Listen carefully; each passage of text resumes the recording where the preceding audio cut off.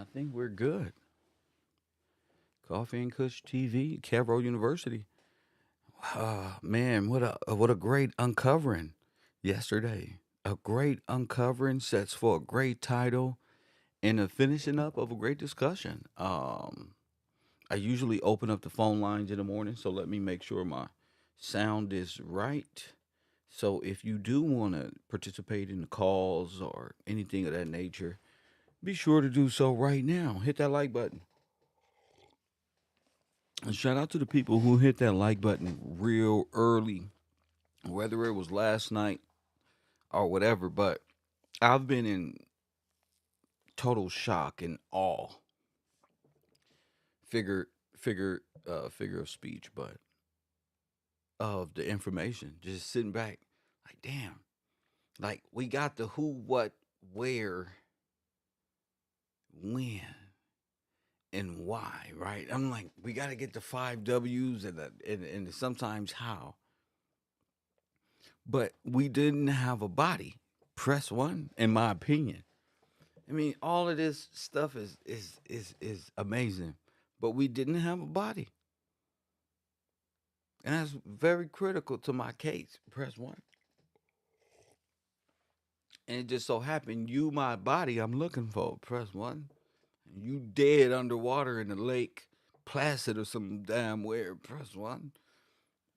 No, I've been looking for you in history. Now, I knew you wasn't no slaves because I don't like those pictures. It didn't sit well with me in my heart that you was always referred to as a slave and looking for you in the past consists of shit you don't even want to look at. Press one. There's nothing glorious about you. And I'm not saying the black man, I'm saying specifically the people they call African American. Press one. That's what I'm talking about. Shout out to everybody, but I'm saying specifically, it's like, damn, did they really get rid of you in a way? Was World War I really like Civil War mixed with the Great War mixed with all of these stories combined and expanded in time? Is the what bullshit ass his story? I'm probably the only one to say you ain't came over here on no slave boats. Press one and telling you exactly who you are or getting close to it. We're not gonna be too boastful, but I'm saying and getting very close to it. No, you not just an aboriginal. No, you just not this. No, you just not that. What in this specific time frame? The rest of that shit we'll figure out later because it's time immemorial. That's their defense case. Press one. When they get up there in court showing all type of illustrations, it's gonna look goofy because we got the real pictures and the real stories. So this gonna look stupid. Press one. And you got the real motherfucker can't have you living in a cartoon no more. You feel me? You can't be you don't want to be living in no cartoon. And it's up to every little neo out there on their own. There's plenty of things to watch on YouTube, but when the morning time, when you get up and smoke a blunt and drink some coffee, you want to do it right here at Cavro University. You'll learn something right here, that's for sure. Shout out to the people in the chat room, of course. Uh, of course, the people in my Patreon got to give y'all a shout out every damn day because y'all make shit happen. Fletcher, shout out to you. B. Samuels, blessing, Chef Shiva, shout out to you. God wins. Amanda, Bocat, Force Glory, Paul Newberry, God wins. Tia Talks, good to see you in class today. DNS Brand, C. Mosley, Taj Payton, thank you for your support, sir. Elijah, shout out to you. That's like 3 days in a row. Nigga got three. We gonna give him 3-star stickers. Press one. We gonna give you 3 stickers next to your name. You keep going, bruh. You keep going. Don't miss no days this semester. If you miss a day, you're not gonna want to go back and watch the video. Damn, I just missed it. I know my people. I just missed it. Video sitting right there on YouTube. Yesterday's video. Oh fuck, man, I missed yesterday. Press one. Don't do that, bro. Keep going, Elijah. Keep going. Teresa Green, shout out to you. And shout out to you, Teresa Green. Thank you for the support, of course. Of course. Frederick, I don't even know how to say your last name. You must be from Norway, Frederick. Press one. What type of name? Hurchins? That's unique. I heard of Hutchins. I've never seen Hurchins. Your mama must have made that name up. Press one. That's why it's not in the record. Press one.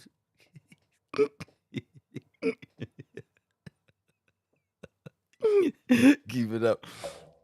Keep it up, man. Shout out to y'all, man. Good to wake up and laugh with y'all. Royal Purple, shout out to you and thank you for the support. As always, it's been a long journey. Y'all want to see some funny shit I found this morning?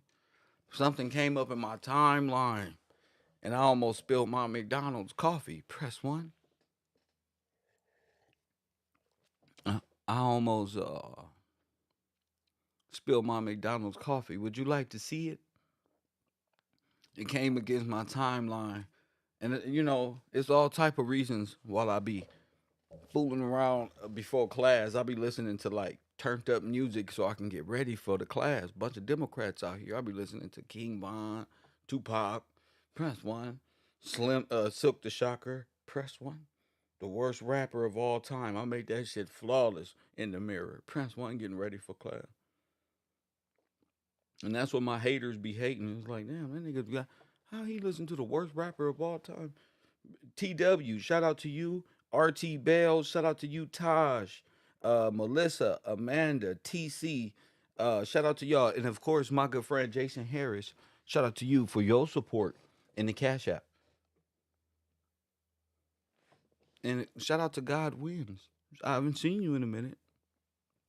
I've just been flowing with this info in and out. Nuclear blast. You feel me? Now watch this. I was scrolling and this video was titled. The only Jew in Nazi Germany protected, saved by Adolf Hitler. Press one. And that type of thumbnail captures my brain. That's why I'm going to put my thumbnails better. I need a thumbnail team. It just was like, who the hell? What is the only Jew? Press one.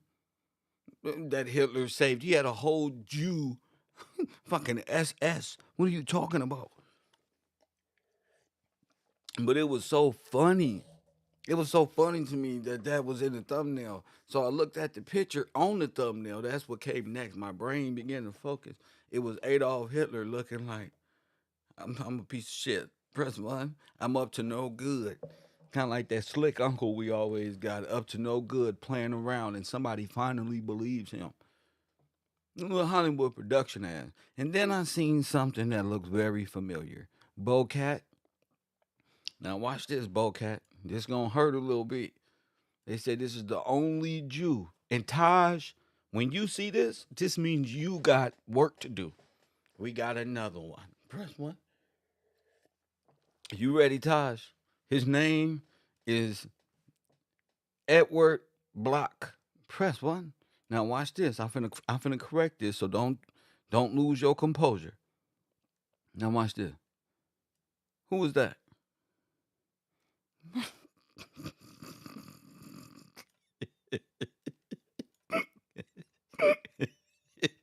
who, who the fuck is this guy? Who the fuck is this guy? Taj. Would you believe this shit? Oh my goodness. The fucking American history is like a big game of fucking guess who or clue. Who the fuck is this guy? Edward Block. I could sworn this nigga look like Walter Plecker in the next 10 years. He on his way up out. Press one. Remember I told you, Taj, that Hitler is Walter Plecker and Plecker is the other guy in the dolls over there Maybe that nigga name was Edward Block because I'm not falling for this, and I'm tired of looking at this guy.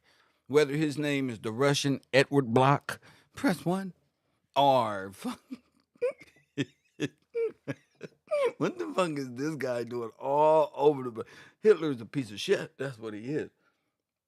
I'm the only one that's proven to this point, black people, that Walter Plecker is Adolf the fuck Hitler. Press one. That's Adolf Hitler. You just stuck in time. You must be over there watching Sinetta Studios. Press one. Shout out to my man Sinetta Studios for keeping people stuck in time. Press one. You can't use your head correctly. Your body. I told you, they're the only ones with that type of slick back. At that part on the top of the head. Mm-mm. Bocat say that's the same mustache. That's the same everything as Plecker. That's the same everything as Hitler. That's why they try to block out his ears so you wouldn't see that. You feel me? That loopy loop. What? But I already broke it down. But I thought it was funny that Edward Block will be the only one he saved because that would only mean the only Jew Nazi Germany protected by Hitler was himself. Press one. It's kind of like a slap in the face if you really think about it. If you really smoke a blunt with me in the morning, a coffee and Kush TV, it's like, oh, the only one Hitler cared about was himself, piece of shit. Press one. It's the same note. It's the same person. Don't make me do it. Press one. I'll go get Walter Plecker right now. There's Walter. There his goofy ass is. Gary is. I'm already ready for this. I was made for this. Stop it filling out paperwork, still a name right there in his job. Press one. They never stopped, bro. Stop it. I thought this was hilarious when I said, let me see what person they gonna say this is. And sure enough, it was another Masters of Disguise series. Another one. So there's a lot about history that you really don't know. You never even thought about. I mean, just the thought of it. Just the thought of it. It's like, wait a minute. How is this the same guy? Looks identical to Walter Plecker. Forget Hitler for the moment. Identical. He's the guy that genocided you. Walter Plecker is the guy that paper genocided you. Hit the like button. He's the one that paper genocided you and took you off your own roles and misclassified you as black. Remember? Misclassified you as black.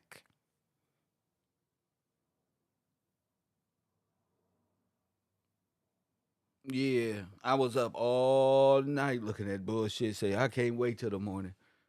I can't wait. And then I get up in the morning and see the. Just like I said, damn it. And I love seeing stuff like this because it's like, wait a minute. This is good. So I give Taj some homework. That's Taj. Taj loves to.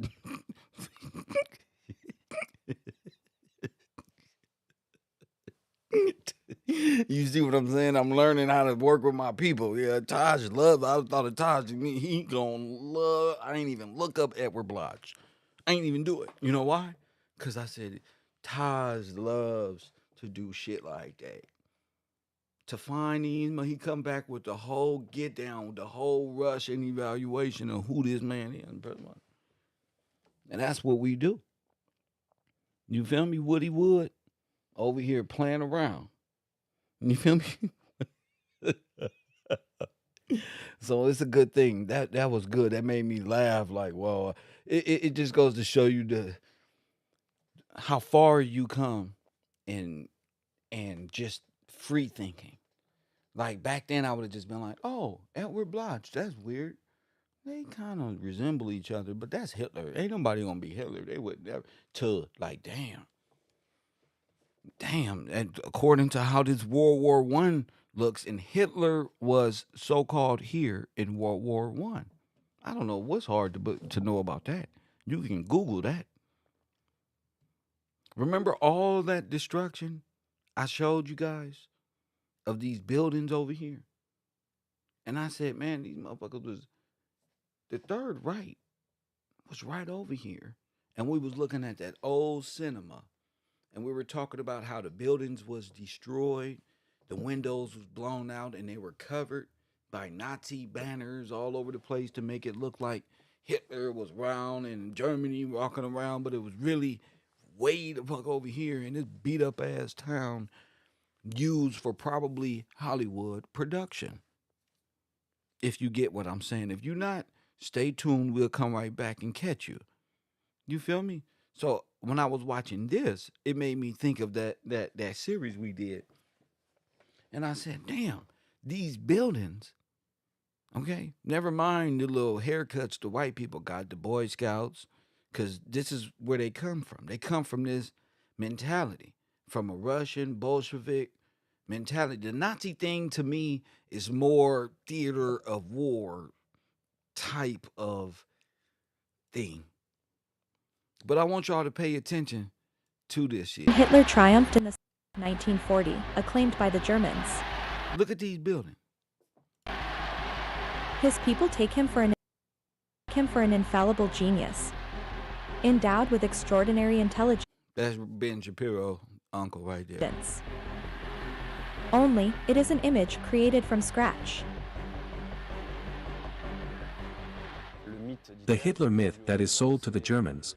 Look at these It's the buildings. Führer who knows everything, who works day and night, whose light in the office never goes out. This is the exact opposite of reality. Hitler Look at this. Like, look. If these ain't the same building that was blown out.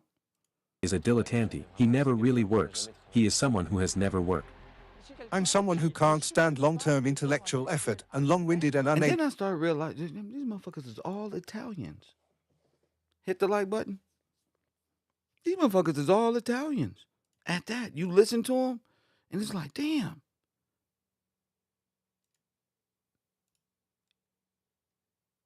The church in Italy, they really pulled a swindle. If you, if you ask, they really pulled a swindle. But I was going through a lot. Red Cross again. Well, I'm gonna get back to a lot of this shit. I just thought I found that very peculiar. Like, damn, they didn't look like them same buildings look like Washington D.C. or an American, like a bigger metropolitan city that's able to, I've been, bro. I'm not giving these people the benefit of the doubt because I look at history in a whole new fashion. You feel me? It's like, what is it all for? Like, how deep does the rabbit hole go? You know? How deep does the rabbit hole go? It seems like every time we get to a specific space and time, that rabbit hole just boom. And I think that's what it did. I think because we didn't have a body. I just think because we know we were duped out of something. We don't know what really happened.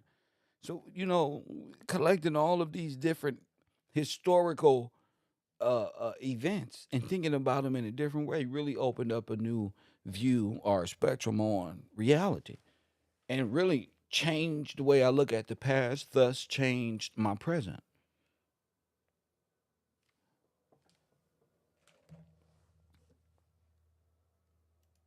Because if you don't know, never mind. Somebody will tell you the secret to that.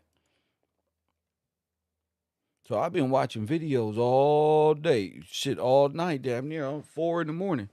Say, how many people really passed away in World War One? How many people that listening rather than looking at the narrative pictures they want me to see, listening, and while listening, my mind can say, "Wow." Given the information we already know, you can listen to it like it's radio rather than something you really staring at the screen and getting, pictures and stuff confused. But as I said before, it's leaning towards that these people were and still are an invading army. That's what it looks like. And it looks like they kind of pulled a fast one on your government, on your government, and usurped it in many different ways, in many different towns. There was a lot of workers. It's as if all of the workers in America were from a different nation and were working and didn't like their standards and went home to Mother Russia, and or was it an orchestrated plan and plot from the beginning due to your hospitality? And I think that's where I'm leaning to. Was it an orchestrated event by Russian and German infiltrators and that came up through South America as well? They call that the Spanish War, but it was nothing but the same Turks and Germans coming up from that area as well.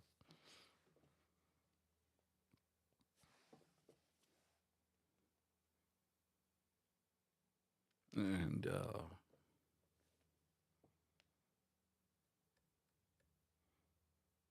I told you guys about the Vatican and Italy and all of your firstborns who were sent off on a Navy fleet because we had the biggest Navy in the world, the greatest battleships ever devised by man. Press one.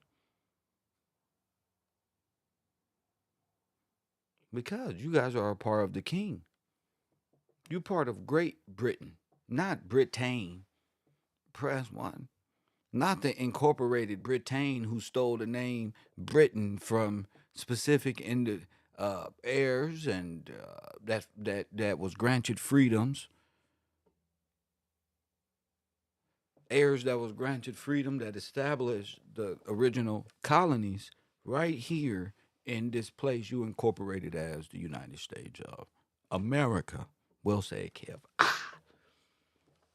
Slaves built this damn country. Press one. That's my favorite. I need that sound bite. Slaves built this goddamn country. Press button. Hit that like button. I love it. And we gonna it's looking like history is becoming clear. I'm getting good at this shit. It's becoming real clear to me. What up with you, Bocat?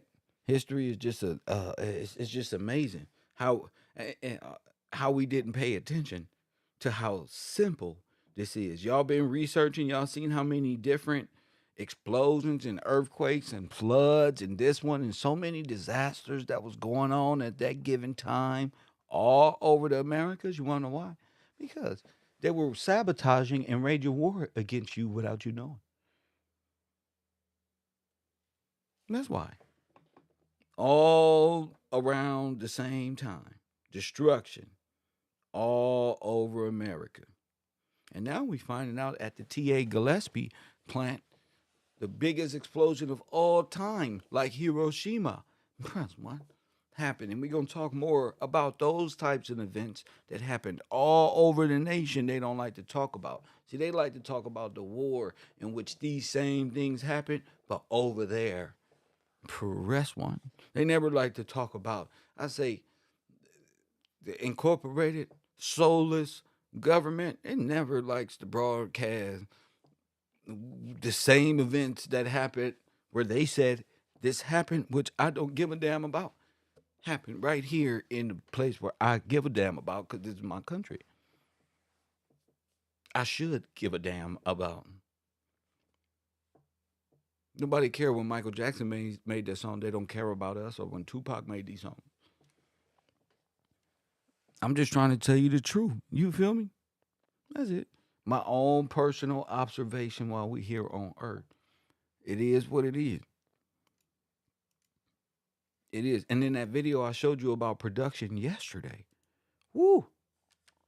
Woo. Woo. That really opened up a lot.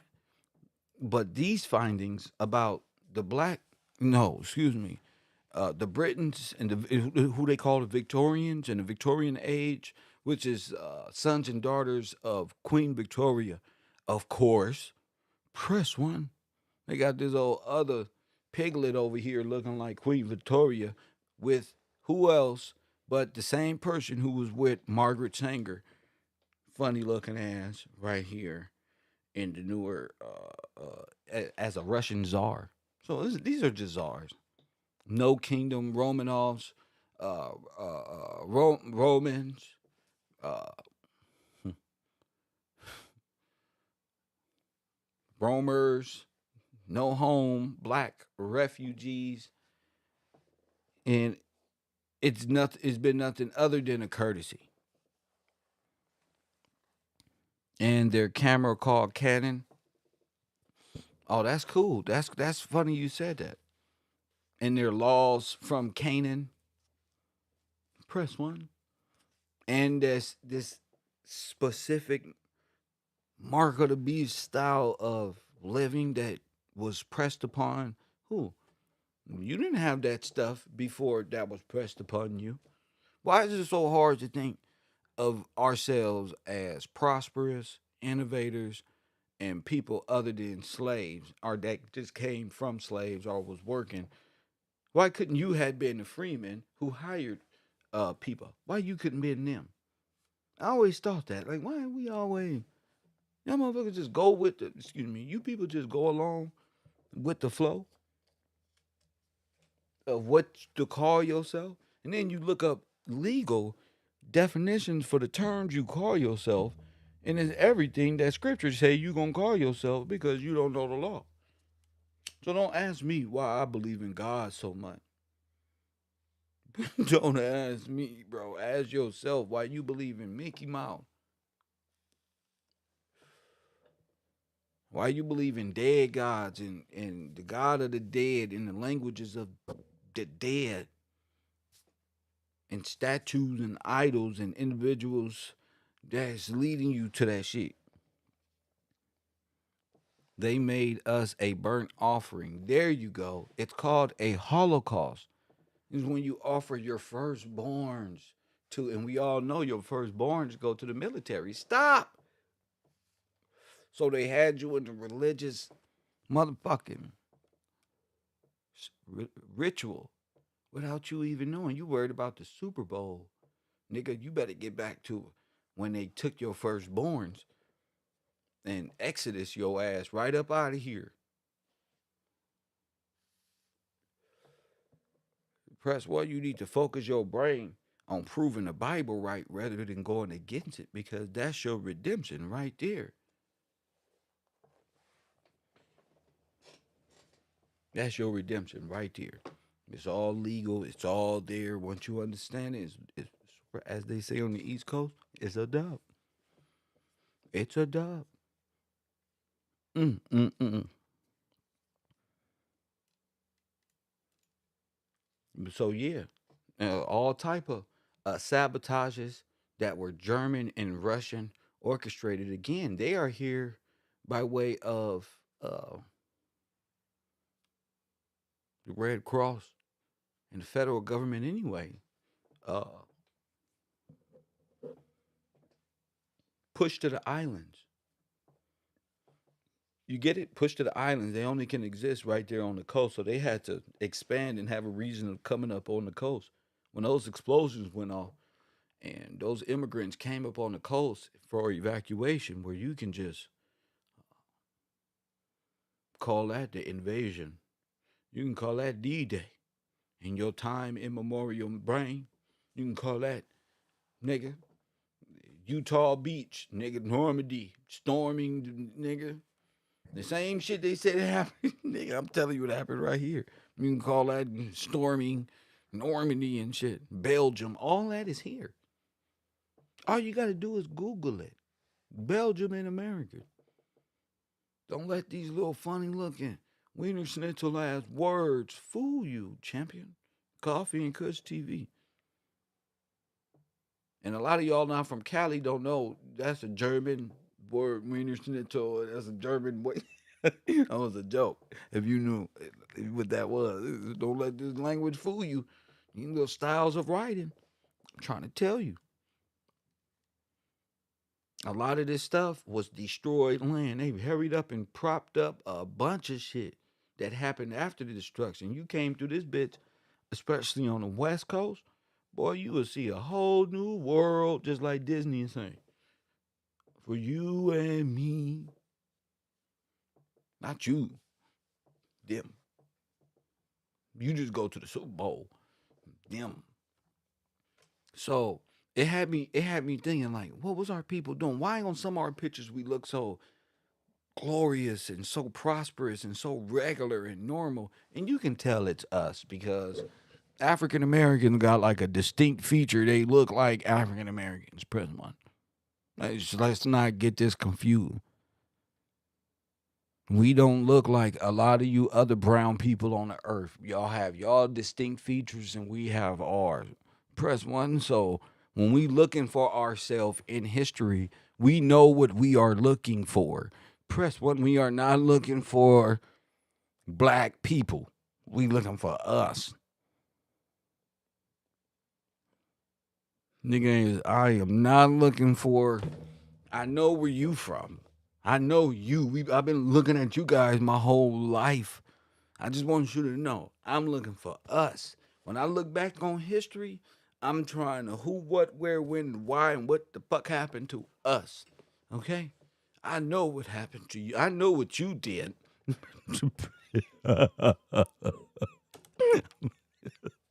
And we the ones who lost and don't know who we are. So this is very important to me. So I want the people to recognize this ain't no hater. No, this is just Kev being himself. But I gotta show my audience, the Victorians of Great Britain. I told you guys that this is not an incorporated United States of America. This is all great, the greater territory of Great Britain. And you are the sleeping motherfucking knight in shining armor. When you talk about waking up, it's about remembering the past. It's about looking back and seeing who you are. When Africans look back and see their home, they know a few grandmas ago, they were just in little villages and little huts, and now they civilized and becoming better at English and come to them. They know, bro, you the one that think you was on a boat floating around, sleep, and chained up, pissing and shitting on each other, and only a few of y'all made it. And then Jamestown was set up, and you was a slave. And then they met the Indians, had turkey food. They got drunk, and the white man took over, and we call them colonizers today. Slaves built this country. No, you were free here. You weren't no slave, and that's what I'm proving because it's the territory of Great Britain. So I've decided to do the honors of going to Google. Rico sent me a picture, and I don't went off the deep end. Press one. I went to Google and started looking up the Black Victorians, right, of Britain. And they say the Victorian times and all this was a few grandmas ago. Press one, but I want y'all, I'm gonna make it a little bigger, to look at the faces of these people. These are the people you will see in America and Canada and today. And you will call these people black or African American when these are the free people, press one, of color. Right here. Freemen. Free people. Now y'all gonna say, I saw some people say, no, they wasn't free. They was trying to be like the white man that was dressing up. How we gonna dress up like them? These is pilgrims, remember? Remember? Are y'all retarded? I mean, people just say anything. We've never been a culture of being like nobody else. Are you stupid? They'll tell you that. What are you talking about? The Jews will tell you that. What are you talking about? You've never been a culture of followers and custom of clothing and things of that nature. But it just goes to show you how low you think of yourself, that you don't think that you're capable of being anything other than a purchaser going into debt. You didn't own any land. You wasn't driving automobiles. You was a slave from Africa. You was here before the pilgrims. And I ain't talking about no time immemorial pilgrims. I'm talking about them Red Cross pilgrims sitting right on the damn screen. How we dressed like them? Because they was our slave owner. It looked like these people was hiring you. That's what it looked like. Press one. That's what it looked like. It looks like these people were hiring you. But the beauty of it is, not only that, these people look just like you and I, and our cousins, in our family, in the old world. If you catch my drift, in the old world. That's all I'm saying. Free people of the Americas. And it's just like what they call free. We're all men because you swear an oath to the king to denounce what? You do the same thing on your pledge to go back into captivity to denounce what? Communism, socialism, war, peace. Nigga, this look like Sonetta wife over there. This look like Keisha and them up the street. Press one. Stop playing with me. This look like Keisha, bruh. This look like Sonetta girlfriend right there. Remember? Sonetta, come here, bruh. Bring your wife over here, bro. Then ask the Quisha. Press one.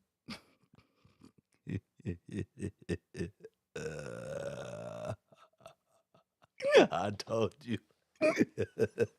She still look the same, don't she, y'all? Sonetta wife still crazy. Press one. You still in time, y'all. I'm trying to tell you, still locked in the time, bro. And y'all know who I'm talking about, bro. I ain't gonna say nothing, but it's just funny that she look like that. But yeah, there's your Benjamin Bannekers and all of these great people who actually lives on different territories. Not just this land, but the same people of the same territory under the sovereign king. Under the sovereign king. So whether you were on the land they call Prussia, whether you were in whether you were overseas, whether you were in Europe, whether you were in Northern Europe or wherever you were, people know who you were because not everybody were free. Not everybody was of high status in the world. Not everybody was of high status. The way you look out in the world and be like, damn, man, and you want to be more and more like, I'm telling you, you already are. You just don't know where you came from. That's all.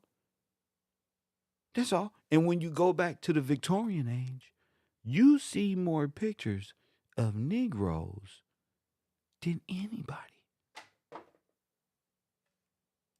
This is what I'm saying. You'll see more Negroes than anybody.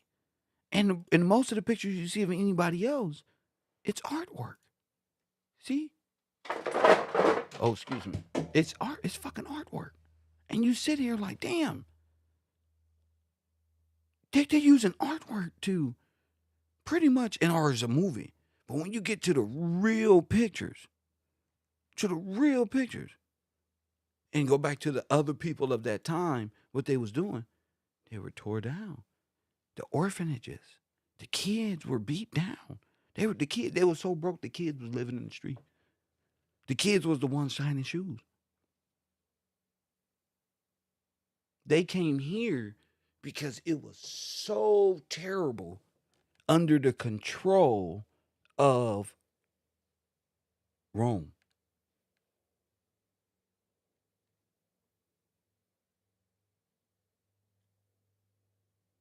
Let me say that again. They came here because the control and the gulag situations and the communist and socialist lifestyles of these nations controlled by the Catholic Church and its resource stealing and business practices, which is illegal, press one, and the stealing of resources, and then to back it up with the propaganda of communism, of you guys working together to get it back. It's the same play over and over and over again. And your history goes way back. And it ain't got nothing to do with no slave. You didn't become a slave until you took after the and denounced your sovereignty, chasing foreign gods and foreign women who were outside the pledging of and blessings of God. It was just against the law. They wasn't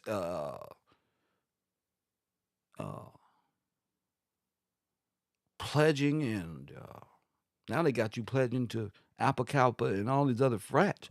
But I'm saying pledging to freedom and understanding the laws and stuff like that. Because where y'all coming from, you can usurp a whole nation. You bring over 100,000, 200,000, 300,000. So you have to have, you denouncing all of that. You know what you do rights is. You know what this is. Time to work. Time to work to make this nation great. That's what it's about. Slaves. That's come from Rockefeller. That come from Rockefeller. You were never no slave until you took after the 13th and 14th Amendment. And you went into slavery. Once you did that in the 1900s, you gave way to these banking systems ruling over you, which gave way to more business for that structure, which gave way to more policemen of that breed, which gave way to more private prisons, not rehabilitation and asylums, but private prisons who came and used and get them up. How many in there? The thing is, you were genocided out of existence and land stolen for a reason.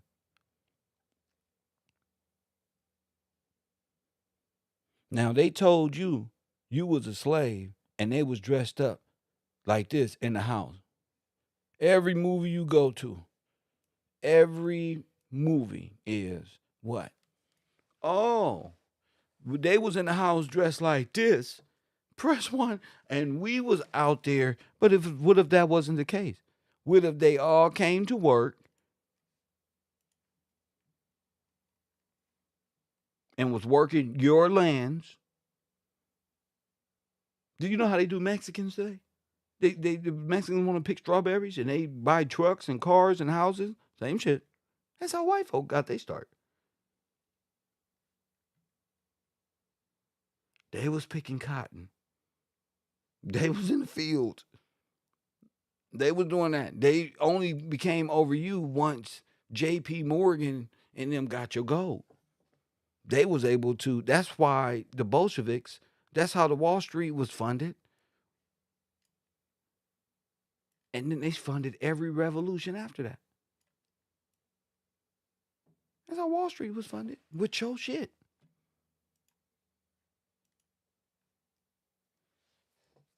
Wall Street funded the Bolshevik Revolution. Wall Street also funded Adolf Hitler. They are the same. Don't y'all get it? The Russians and the German cause was that of the same. Careful. Y'all got to know that.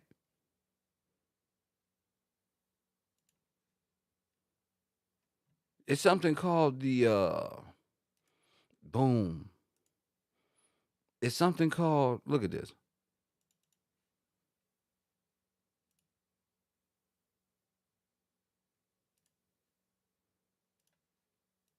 Hitler's Russian army. Press 1. See? Even the U.S. Army had. Y'all just don't understand.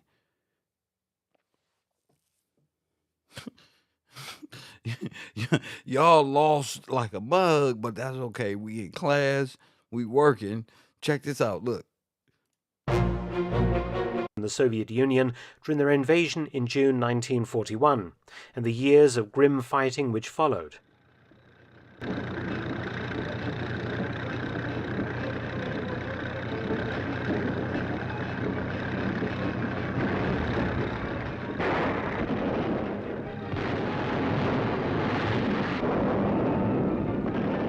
The despicable treatment of captured Soviet soldiers was one of the war's great crimes.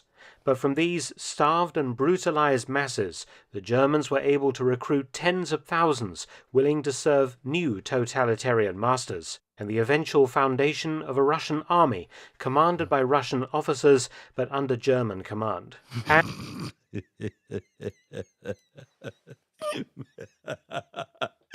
Press one. Yeah, buddy. Hit that like button and subscribe. Hey, shout out to Ali with that huge contribution to the program. We love you, brother. And that's just proof. Just goes to show you we talk shit just to bring our brothers back, and they contribute to the page. Let us know they out there listening. Shout out to Ali with that contribution to the program. But yeah, hell yeah. They got a Russian army. It's the same people. Look. And all this happened against Hitler's wishes and desires. Sure it did. Largely because of a propaganda ruse that got out of control. This is the story of the Russian... Partly because a propaganda ruse that got out of control. Wow. Liberation Army, Hitler's Soviets. Before the war, the German and Soviet militaries... Taj said, but Russia was fighting Germany. Yeah, they was fighting Germany. And they was friends with Germany. And they was enemies of hey, the enemy of my enemy is my friend. Do this one. Hey, you black. Hey, one thing I like about the German, we both don't like you. So we stop fight and our friends, friend one, how do you say in America, invade your good at man in your homeland? Why you out here? Press one. Why you out here with your goofy ass? Press one. Why you out here? That's some evil shit on all of you. I hate them niggas in the movie. They're the worst evil motherfuckers when you find out your Italian and German and Russian friend really got swastika tattoos and invited you over for gaming and to smoke some weed. But you want to play Madden, my friend? Last time I played Madden with you, that's when I ended up dead for 300 goddamn years. I don't play nothing but your big eared ass. Press one. Ben Shapiro, bring your funny looking ass here. YouTube ain't gonna do nothing. Quit trying to tell, punk. Press one. We gonna find your grandpappy. Press one. You now all Americans know this, but they all forefathers are all part of this organization here. Press one. The black and the good thing about this photo is my favorite, Sonetta, is that ain't no black people around to make to see this deal. You got Glenn and Glovkin. Press one. You got Triple G on one side. Press one. They said you'd be an American and I'd be Great Britain. Press one. When we finish, you're an American. We both American. Press one. And we send monkey back to jungle. Press one. maintained a cordial and collaborative relationship. Before Hitler came to power in 1933, Weimar Republic Germany, its army restricted to 100,000 men by the stipulations of the Treaty of Versailles, used training bases in the Soviet Union to conduct secret tank training and development, along with many other illegal military developments. I told you, like, these are little boys right here. Press one. Little kids, bro. They was bringing them up as, boy, in the next year, you better be ready to take over what we taking you. From the early Third Reich era, friendly military relations continued even though Hitler made no secret of his desire to one day expand east and defeat communism. Shortly after Hitler invaded Poland in September 1939, Stalin followed suit and invaded Poland from the eastern side. The two So Stalin and Hitler was like, oh, yeah. That's why I told you. Didn't I just told you? He just told you in so many words. I fucking told you, weirdos. Stalin came back with the double up. And Stalin and Hitler was best friends. Of course they was, because you're looking at J.P. Morgan family. You looking at all of the takeover people, and they telling stories about how they invaded each other. Two dictators dividing the country between them. The surprise German attack on the USSR. So they took Poland and divided it between them. Boy, they worked together. Divide and conquer. Operation Barbarossa, on the 22nd of June 1941, would lead to massive Soviet losses as now go look what was going on with his American hat. Now go look what was going on in your country and with black people in what, 1942? The 22nd of June 1941. I bet you this would lead to massive Soviet losses. I bet you ammunition and forts was being blown up just like this. As German panzer thrusts caused huge encirclements of entire Soviet armies in the 6 months up to winter 1941, when the German attack was halted by severe weather conditions and stubborn Soviet resistance at the gates of Moscow. And here I am playing video games thinking I'm fighting Russians with the German army or vice versa. And to be honest, you feel me? It was all together. The numbers of Red Army prisoners was staggering. During the war, the Germans would take prisoner. Now look at this. A Chinese man back there with a Jewish man behind him that looked Russian. Right. 5.7 million Soviet servicemen and women, herded into extremely basic POW camps and later used as forced labor. At least 3.3 million died of starvation, disease, and summary execution. Nigga, these look like the people came to get dressed to see if he looking like nigga, how many are prepared to fight for us? Press 1, let me see. We have healthy, fresh people from press 1. We have fresh people from our homeland and see if they are worthy. You would have thought that because of such treatment, no Soviet prisoner would have considered serving the Germans. Look at all these people. Look at all these people. You have to remember that the USSR was an empire that encompassed many nationalities and ethnic groups. And y'all forgot, the USSR is not a race. Press 1. That's what y'all forgetting. Y'all forgetting is, as we are a people, they not a race. They are a collection of many backgrounds. What did the scripture say? We are many nations. Many. And if you don't know scripture like that, you better go. I don't know what to tell you, actually. Some of y'all really messed up. Many nations, bro. We are legion. And that's where you get the French Foreign Legion. You get this Foreign Legion. You got this Legion. You got the American Legion. We are many, bro. We up here letting all these people talking about they are white in America. You know how I know? I'm not just talking. Because the government came out and trying to put an end to it. In Ukraine, for example, many welcomed the Germans initially as liberators from Stalin's... Told you.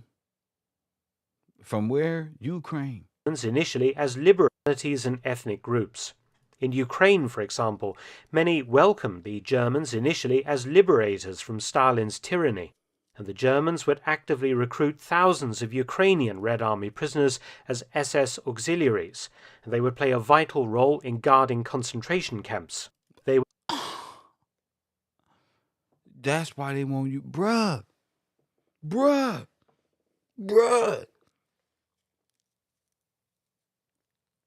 They watched you.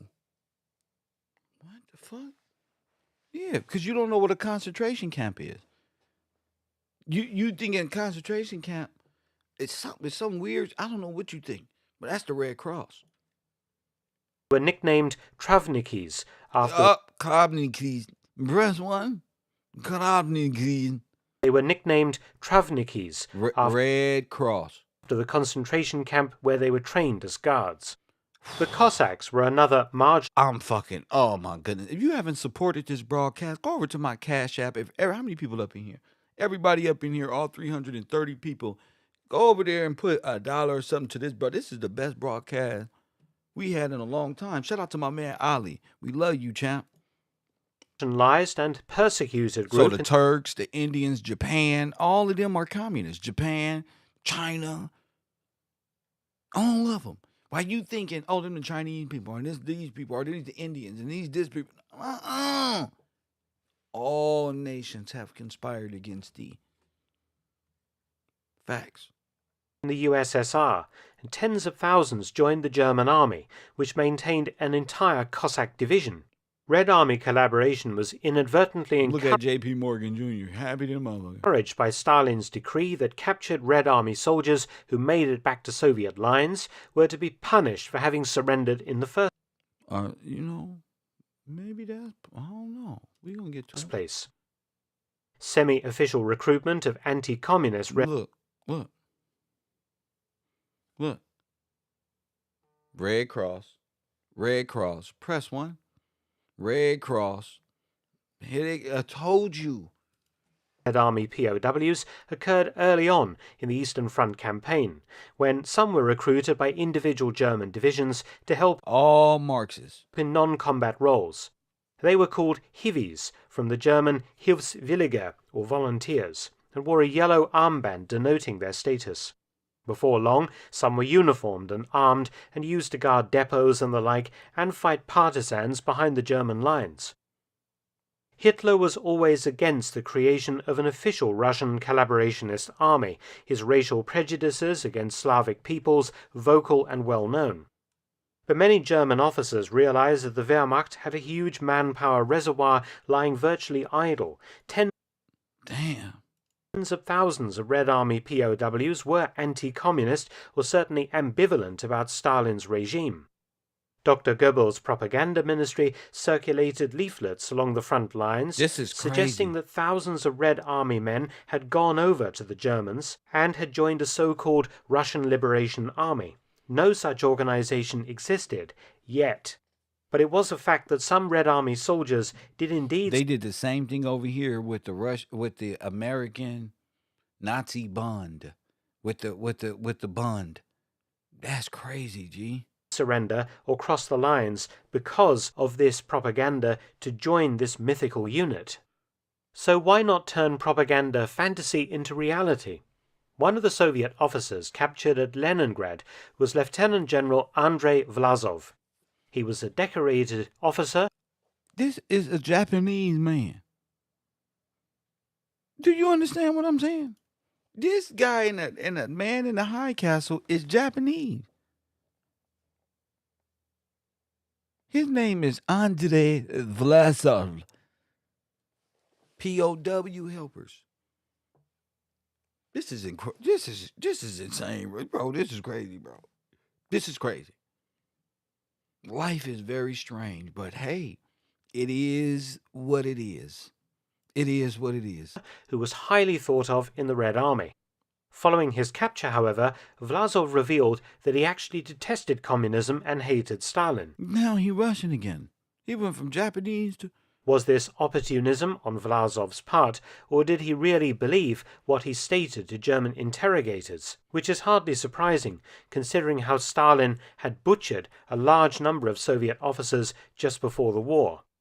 This debate continues in Russia even today. Vlasov was recruited to the idea of forming a real Russian Liberation Army, and even a provisional Russian government to rule post-communist Russia under German auspices. Vlasov was a vocal critic of Stalin and wrote several leaflets that were dropped on Red Army positions to encourage further defections. Vlasov toured captured Soviet cities, reviewing parades of ex-Red Army men in German service, but it would take the intervention of Reichsführer SS Heinrich Himmler in September 1944 to finally permit the formal creation. Look Japanese. Shit, these people look Japanese. Of the Russian Liberation Army. Himmler recruited like Japanese Russian extremely widely for the Waffen-SS, owing to perennial manpower limits. That's a little 14-year-old boy behind him, G. On recruiting from the German army, and he understood Vlasov's value as Germany faced an increasingly precarious military situation on both the eastern and western fronts. The German army had come to rely heavily on so-called Ostbattalions. Turkestan. Oh my goodness. Press 1. Damn, champ. You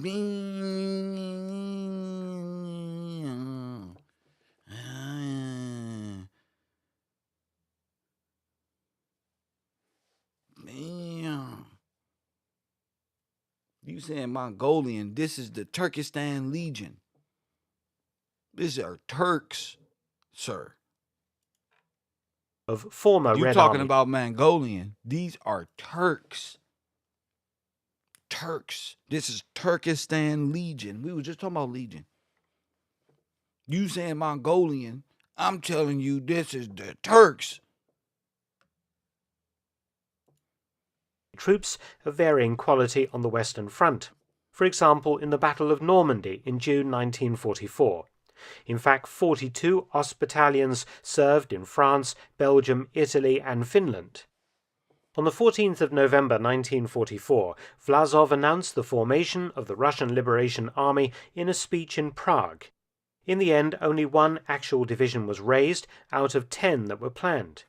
The 600th Russian Infantry Division was founded on the 1st of December 1944 in Münzingen, Germany, and by late January 1945 it was complete. It was a mishmash of former collaborationist Russian units, including the remnants of 2 Russian Waffen-SS Grenadier divisions, 13 Ost battalions from the German army, and large numbers of fresh POWs and forced labourers. At full strength, the 600th amounted to 18,000 men. Equipment was piecemeal, including captured Soviet T-34 tanks and Hetzer tank destroyers from the German army. The divisional commander was Generalleutnant Sergei Bunyachenko, a former Red Army colonel who had been captured by the Romanians and then went to work for the Germans. Well. Part of the division first saw action against the advancing Red Army in February 1945 at the town of Neulewin on the Oder River and successfully held its positions. Thereafter, in March 1945, the entire division joined Army Group Vistula. It took the field against the Red Army at Erlenhof on the 13th of April, losing 370 killed in action before being shifted to trying to stop the Soviet advance through Austria. In early May 1945, the 600th Division was concentrated at the city of Kozloyedy in Czechoslovakia, east of Prague. The war was almost over. General Bunyachenko held discussions with Czech partisans concerning a planned uprising in Prague, which occurred on the 5th of May 1945. Bunyachenko actually assisted the Czechs in fighting the Germans. Incredibly, the 600th lost over... Well, this is what I'm saying, Highly Favored, is the fact that you can see that. It's a beautiful thing. How in God's name can you all pretend to be separate but one? How can y'all, like, we at war, but we really with each other at war? I'm over here in America saying it's weird that they all at war with each other over there, but at peace here. But even themselves are saying they were working together over there. And if you're going up against a greater empire, then you're going to need the rest of the world, because this army will have enough to take on the whole world. So you will need all nations to conspire by way of like volunteer or Red Cross type of maneuvering to get on your land if you're those type of people. 300 men killed fighting German forces around Prague. But if they thought that switching sides so late in the war might save them from Stalin's wrath, they were mistaken. The 7th of May 1945, Bunyachenko withdrew what remained of the 600th from the Prague region and attempted to reach General George S. Patton's U.S. Third Army. Which I said, who Patton look like? Because I'm going to keep it 100 with y'all, bro. Nobody is bringing up black people. Where you at in this whole time? Where is African Americans this whole experience? Where you at? Where you at? Where African Americans at? Well, aren't you French? Didn't you go try to help the French or something? Oh. At the Lubyanka. After considerable interrogation for many months in the Lubyanka, Vlasov, along with Bunyachenko and 9 other senior Russian Liberation Army officers. So, didn't the axis of evil defeat France? That's the thing about it. Didn't they defeat France? Who took over France? The Nazis. Right? Or they was already French. Who did the what? I never thought that.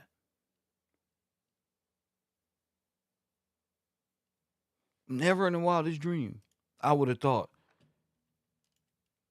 But then we found out that the French owe America, Germany owes America.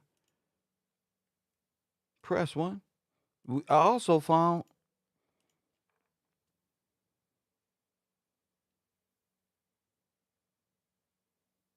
let me see.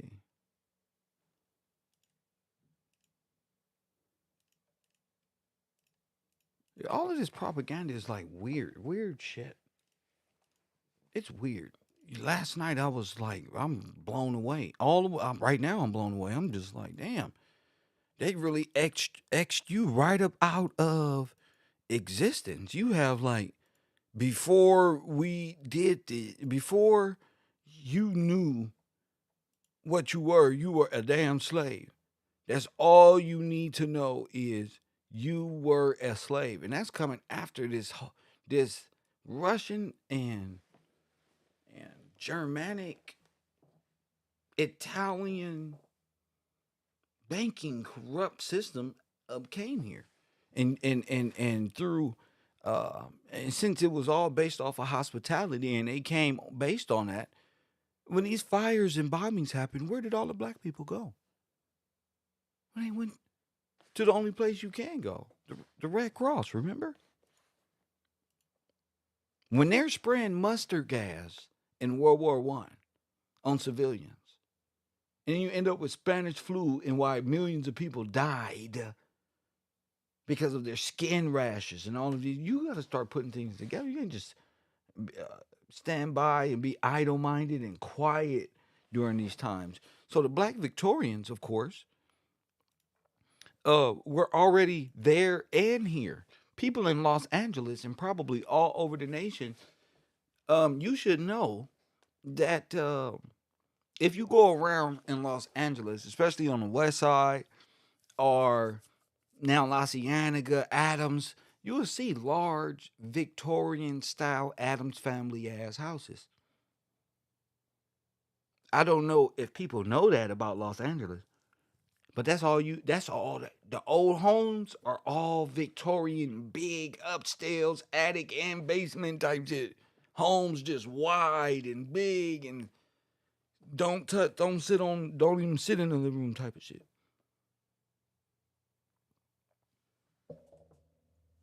So all those white men y'all see in these videos, they was all wearing women hats. Those are women hats. Press 1. All the white men that was wearing these hats in these pictures of World War I, they were standing by looking normal. All those hats are women hats without the lace on them. We wasn't dressed like that. Black men didn't dress like that. We didn't wear hats like that.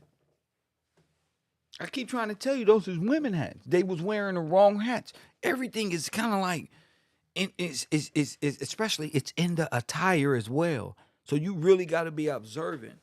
When I show y'all these black photos of these black men with the iron crosses on them, and with these different things, symbols on them, and what truly happened. The only thing that truly happened is you lost your identity. You fell from this position. You was already great. You was already living what they think is an American dream, which is just a business mindset of a family, all that. You was already that. You wasn't a slave. And you wasn't no Indian. These are all 17, 18, and 1900s. Excuse me, this is 17, 18, and 1900, you guys. The black Victorians go back, and we're gonna call them the black Victorians because that's what we know. But this goes back a very long time. Well, be past immigration in 1900. Well beyond that. Well beyond your great grandfather, there was this. That was this. I told you. Look at the hats that they wear. I just told you that. Look at the hats men wore and women. They was wearing the wrong hats. Everything was off because it wasn't natural. This is natural. That's why. These are peaceful people. Yeah, I mean, within every nation, you got whatever goes down. But these people are not hateful towards the world to conquer them.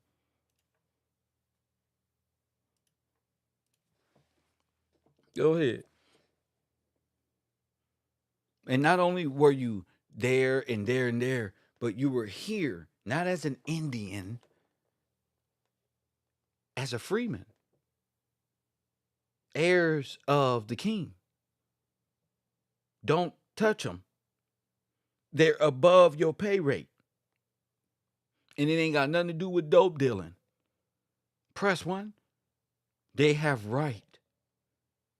Well, what's that? That's when they cannot be questioned by us like that. They got to be brought in by a jury of their peers. If they committed a crime, and they did something wrong, they are legally aware and standing. Press one. They took, of course, they took advantage of not. You can't say our good hearts. You lost when you became part of their banking federalized system. So yes, they took advantage, but you put yourself in place to want more. You're already blessed by God. You already in a higher position and status of the world. But doing that, the man is out of the household, the woman is head of household, and the state is now her man. And foreigners make money off of y'all families now. Now the man's going to spend the rest of his life working to pay the state so they can pay and give the wife a little bit of bread, a little bit of cheese. And she's happy as long as they both happy as long as they can keep you in check. This is the formula that's been the divide and conquer between the black man and the black woman, who you call the black man in America. Is that they capitalize off of your ignorance of not wanting to be together, of her wanting to be ignorant and independent. They got her, and they got you wanting to be the man so bad.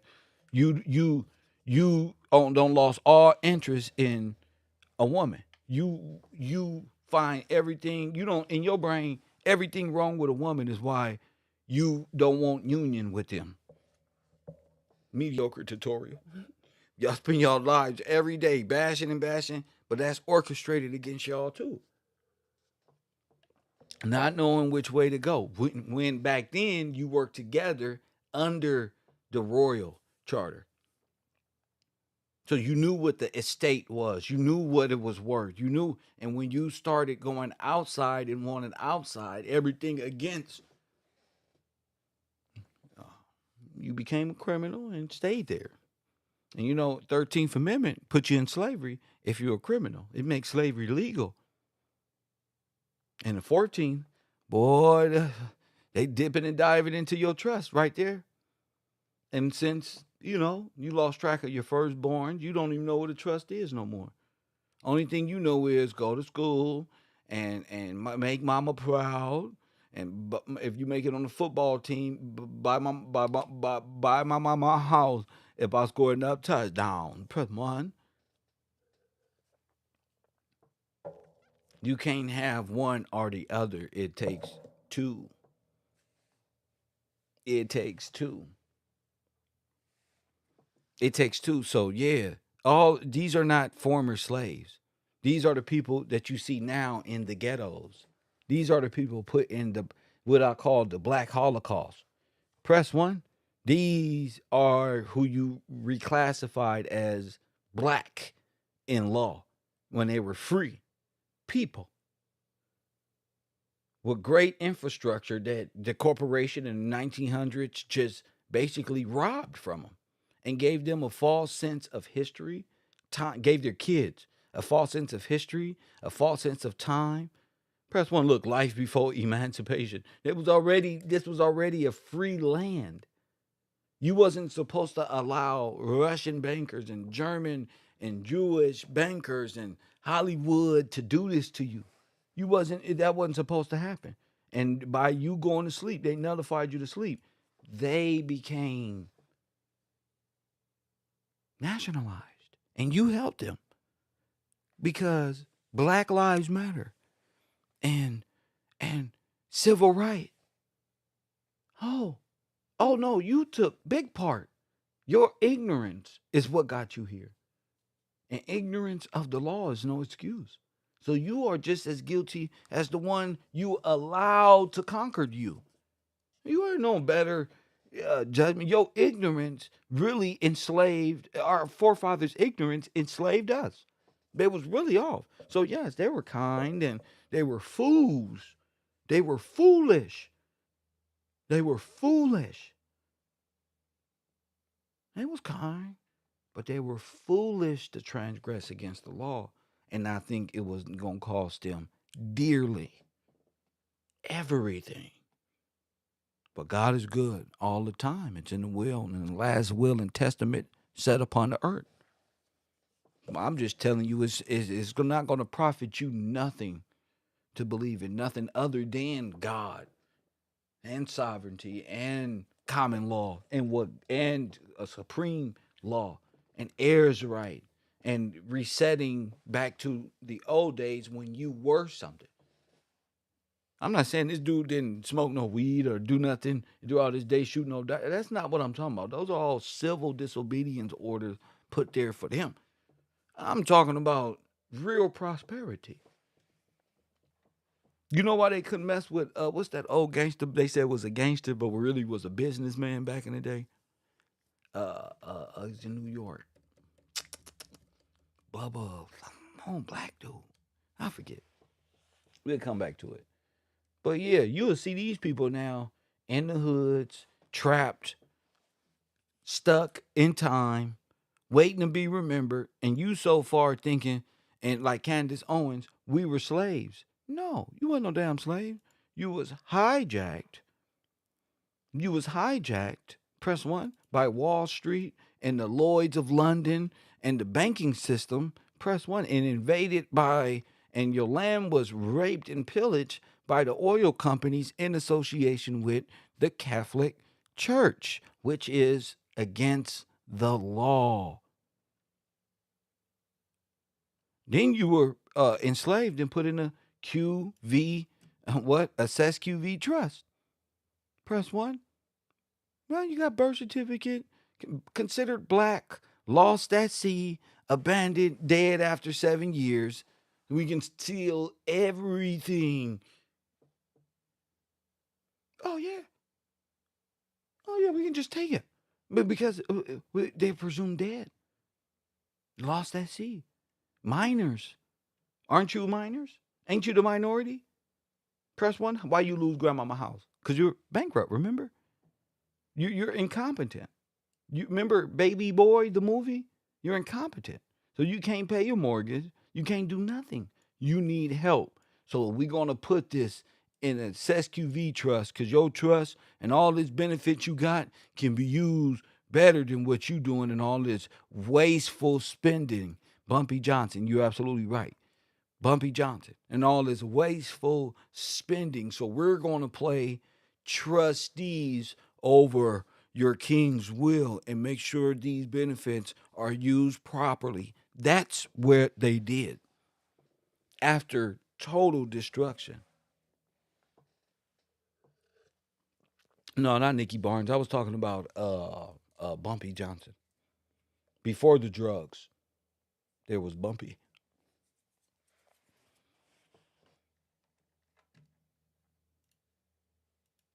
Before the drugs, there was Bumpy. But yeah, all of this, all of the trust, all of you guys, the Victorians, were put the Great Britain, and that's Briton, not Great Britain, that legal fictitious construct, soulless place over there.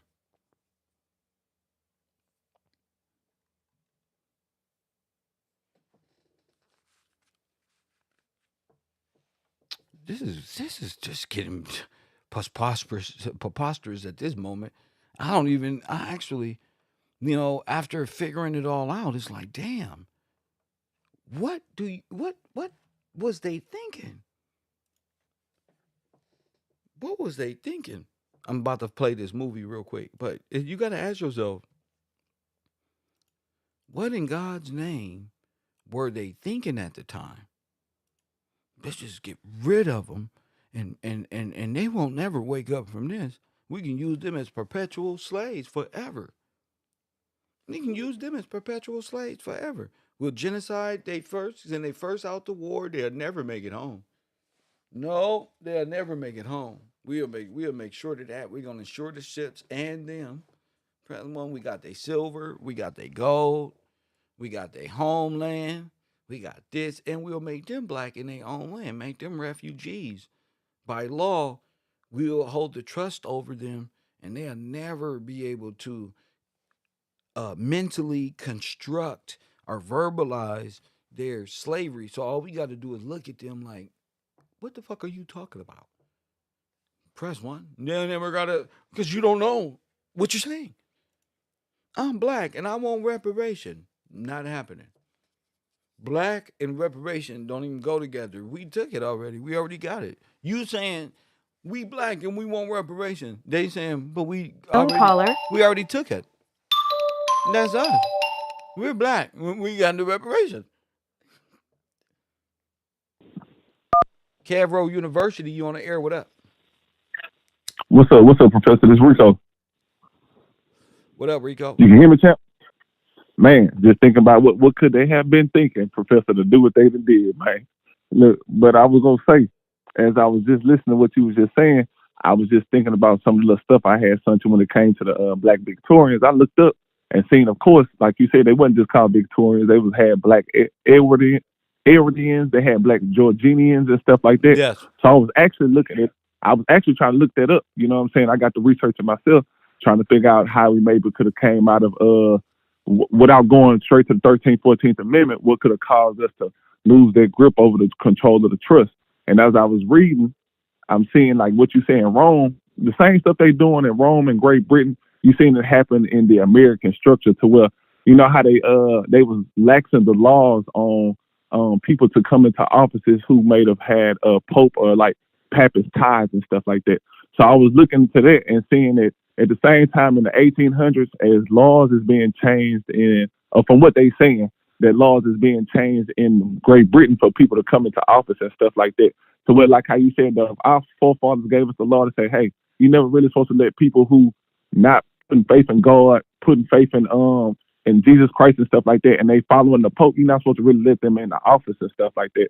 So I feel like this maybe been one way we Yeah, turned away because from the those law are the and transgressed. sabotagers of not only just of events, orchestrated events dealing with crime and terrorism, but in the legal sphere that's very dangerous, which is proven to be. Go ahead. And like you said though, mixing also spilling our seed with the women who are of the foreign culture and foreign guards and stuff like that.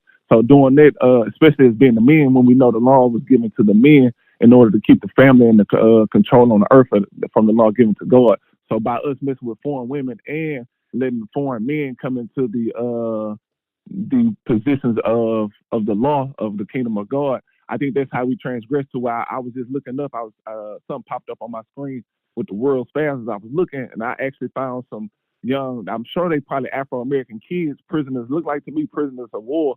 They was actually building up a Negro building at the 1902 Charleston, South Carolina World's Fair.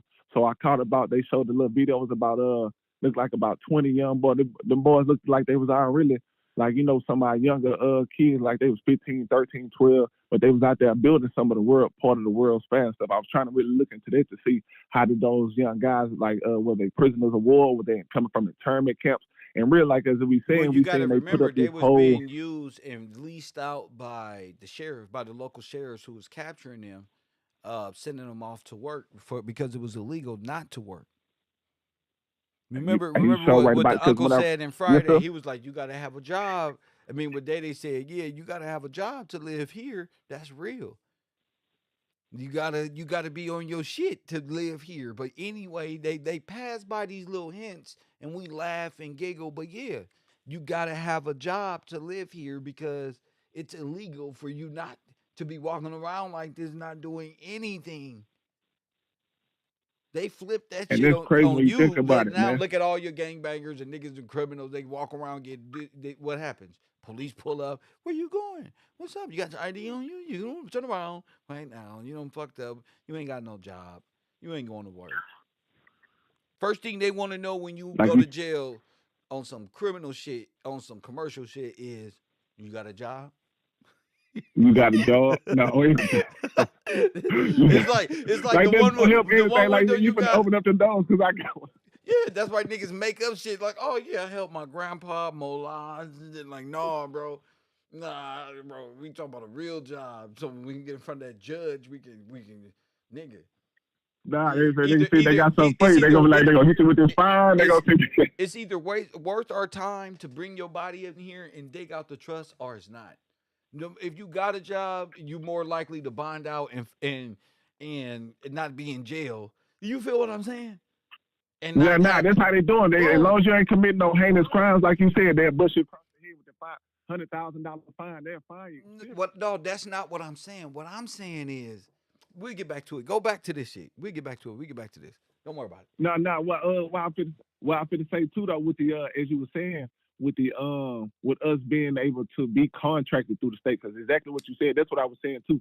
That's how they contracted the kids to even come out to the world staff. So whereas me, as when you showing with that video from yesterday, that was showing that Hollywood was put together really to, and they training soldiers at the same time to become into some of these positions and say how we looking at certain stuff where they saying this happening in the 20s and 30s and stuff Right. like that. These people were already trained in 1915, 1908, 1903.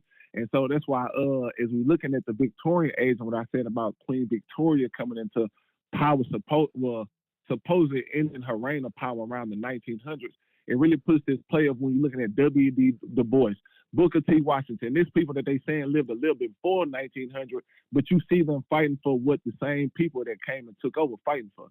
So that's why, as I've been So trying what to you're piece that saying together is with the, these people were quite impossible working with the communists to overthrow the current way of living.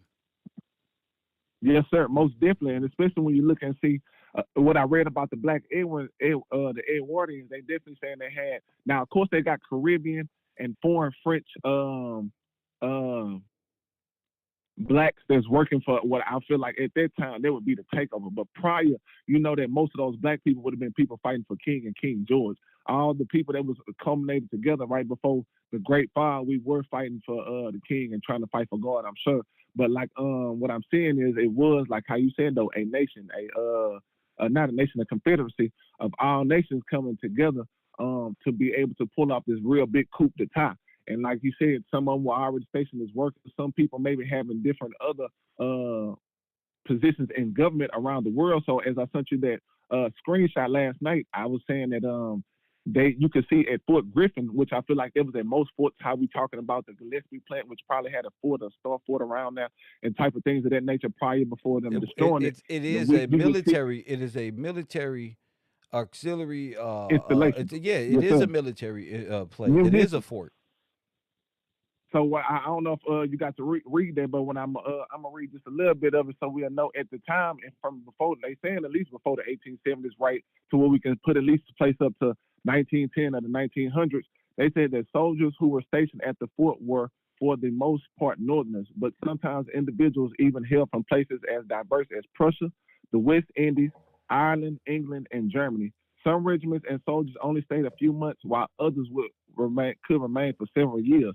So that's how I'm getting that the ideological subversion when they're placing, as you brought with that guy who was showing us how they can place sleeper cells in the country and stuff like that. So when I thought about that, that's way back in 1870 that they were saying those type of soldiers could be coming into the forts of America. But then you're showing us that too, though most of those people would have been loyal to the king of kings prior to the takeover. But it helps to put them in positions to say, again, when they're working on, we got civil corps of engineers and stuff like that. We know if we're all under one army, we're supposed to be fighting for the king of kings, no matter if you're Prussian, if you're this one or that one, for the most part, except for the people that is of the real black and Slavic nature, or will be with Rome and stuff like that. Most of those people we really wouldn't have been working with inside the country. But for most everybody else, it didn't matter what color they was, we civilized it. So we know we're not the type of people to judge by skin color. If you was the type of person that I'm sure we felt like we worked with, we would teach you things and show you things of this nature. And I actually got there from when you can see some of the black Victorians prior to the 1900s, really right before Mr. John B. Gillespie get to going towards the Germanic area across in Eastern Europe. You're saying that some of these black Victorians were going out there in Germany already to start singing. They was doing Negro spirituals. A guy who was actually running this, it was called the AUC, and I actually got that right here, and I got his name. But he brought a group of probably about I want to say let me pull it up right quick so I can name it correctly. Hold on one second. Because why this is important is he died in Berlin. He was born in America, died in Berlin, but he went to go help sign the Treaty of, I think it was the Treaty of Berlin right prior to the 1900s. So I'm realizing that people, again, who would have been for Great Britain and in America, they started going out the country. They started going and mess with foreigners in a type of way to where I'm saying the politics is changing too prior to where when you say in the 1900s, Okay, it's like, okay. by Well, the 1900s. all right, okay. That's a lot, but I'm like confused by a lot. And I'm like, My bad. Look, yeah, I got it right it's here, like, Professor. My bad. I yeah, should have it's said. I had to pull it up while I was talking. My that's bad. why My I bad. don't I like to go all over the place and just keep going and going and going and going and going and going. Just focus on one thing. Tell me what you want to contribute to Yes, this sir. sphere of information. Don't go off into other things because my brain right now is only on this. And my bad. And let me focus on the people refugees. begin to I'm move listening, too Professor. fast and begin to throw things Yes, all sir. over the place, and really I'm just flowing.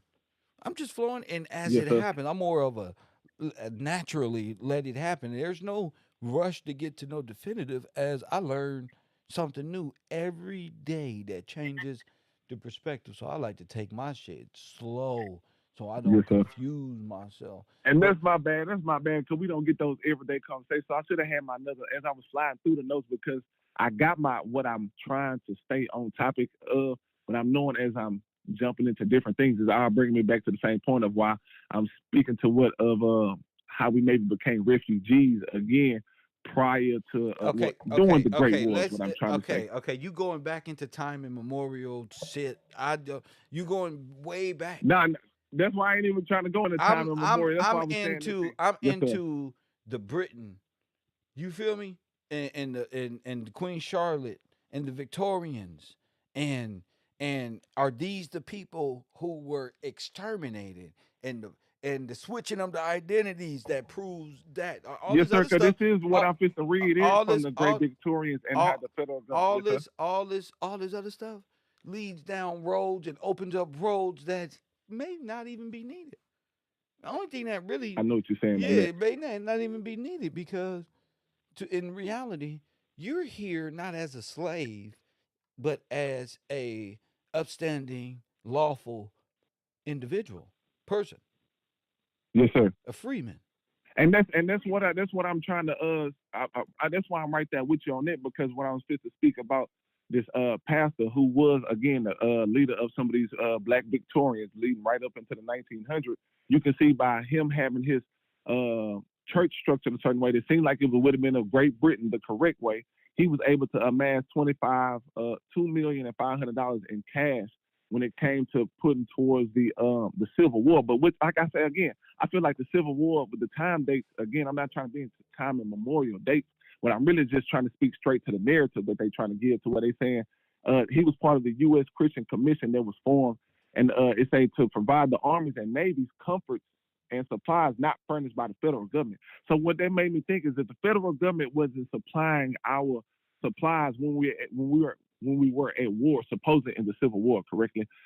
What they saying, All it right, just sounds like to me if we were okay. I'm done with this combo. Hit me up a little later. Okay, you back in the damn Civil War. I'm not talking about no damn Civil War. I'm not talking about no damn Civil. When was the Civil War? When was this? I'm not. I'm not talking about no damn Civil War. Damn it, shit. I'm not talking about that. I'm talking about something specific. Okay, I'm talking about something specific, very specific. Okay, lead me down back to the Civil War, bypassing the Titanic or are these boats that was sunk all in this range. I don't want to hear it. I don't want to hear it. I don't want to hear it. It's confusing me. I like to flow at my pace, and that's why I say within this construct. Okay, don't go because people don't know what you're talking about. You're just flowing and trying to get to a definitive and trying to get the right answer when you can just stay right there. Focus on this queen right here. Focus on this queen right here. What did it take to turn them into homeless people, communists who are in need of the government to take care of a child? When there wasn't no damn communist government back then to help you take care of no child. And these pearls are real, weirdo. This is when the real pearls and things was out. Press one. That's the beauty of it. It's because you can see your neighbor in these pictures. It's like, damn, who are we? You are the children of Great Britain. You hear me, Rico? I move fast. I'm past that. It's easy. I'm past that. You went too confusing. You are Great Britain, the heirs of freedom, of sovereignty. That's you, who the world in religion called the children of Israel, the beneficiaries of God's promise if they remember the contract. Press one. If they remember the contract. If you remember the promise, if you remember the covenant, if you remember a contract, remember who you are, remember the fall is all written in scripture. It's all there. There's no need to look at the next person and see who's more black than the next person or none of that. Ain't no reason to. You should be worried about you. Shout out to Shiva for that. Uh, uh, uh, uh, Shout out to Shiva for that contribution for the show. She says, "For you are amazing, Kev, and greatly appreciated." Shout out to you in the chat room, Shiva, for donating to this program. God bless you for that. And who is this? Bishmillah Holloway. Shout out to you as well for that. If you would like to contribute to the page, go to my Cash App. My cash tag is Gills Gang. What up with it, Awakon? I see you out there somewhere. But yeah, we be thinking that this person Unknown ain't black caller. or this person ain't black. Ain't none of y'all black. None of you. None of y'all black. Josh. And y'all under King George, who y'all call George Washington. Y'all under the law. Coffee and Kush TV. You on the air. What up? Peace, give us stars. What up, man? Top of the afternoon to you, man. Hey, I was just reaching out, man. You had mentioned you were looking for explosions at around that I can't hear you. 1937. You breaking up. You breaking up. You breaking up. Hey, I was saying you were looking for explosions around the 1940, around the 1940s, on that World War II era, and I found another one in New Jersey where it was the Nazis linking up with the Irish Republic Army on this particular one. It was the Hercules powder plant. Pardon me. But I just wanted to throw that in there, man. But I know you're flowing right now. I don't really want to interrupt too much. No, man, you good. But yeah, they did. I didn't hear about that. A power. Send me that on Discord in your messaging. Messaging me that, and maybe we can pull that up. Trust But I indeed. also found the Grover Shoe Factory disaster. Press one. I found a bunch of things. A lot of us in the background, bro, found like, damn. So all of these things that was happening, and these were small attacks, and all these people was dying, and all these buildings was destroyed based off of these so-called explosions that are by accident, or because it was wood, or because it was oily napkins around. All this shit took out whole cities, whole blocks, whole. Right, Go and ahead. then these people like they put us into the curb increase into the Red Cross, and then they stepped into the homes that were ours, that were our people's, our forefathers. Because where I grew up in Trenton, New Jersey. You go up on the hill, we had the houses on the hill. You had the Victorian houses that were sitting all up on the hill, Oh, so and pretty much y'all them Trenton niggas I hear about now that I'm on the West Coast. Yeah, don't fuck with them Trenton niggas. Yeah, they got a bad name. Y'all got a bad. Wilbur Sexton representing, son.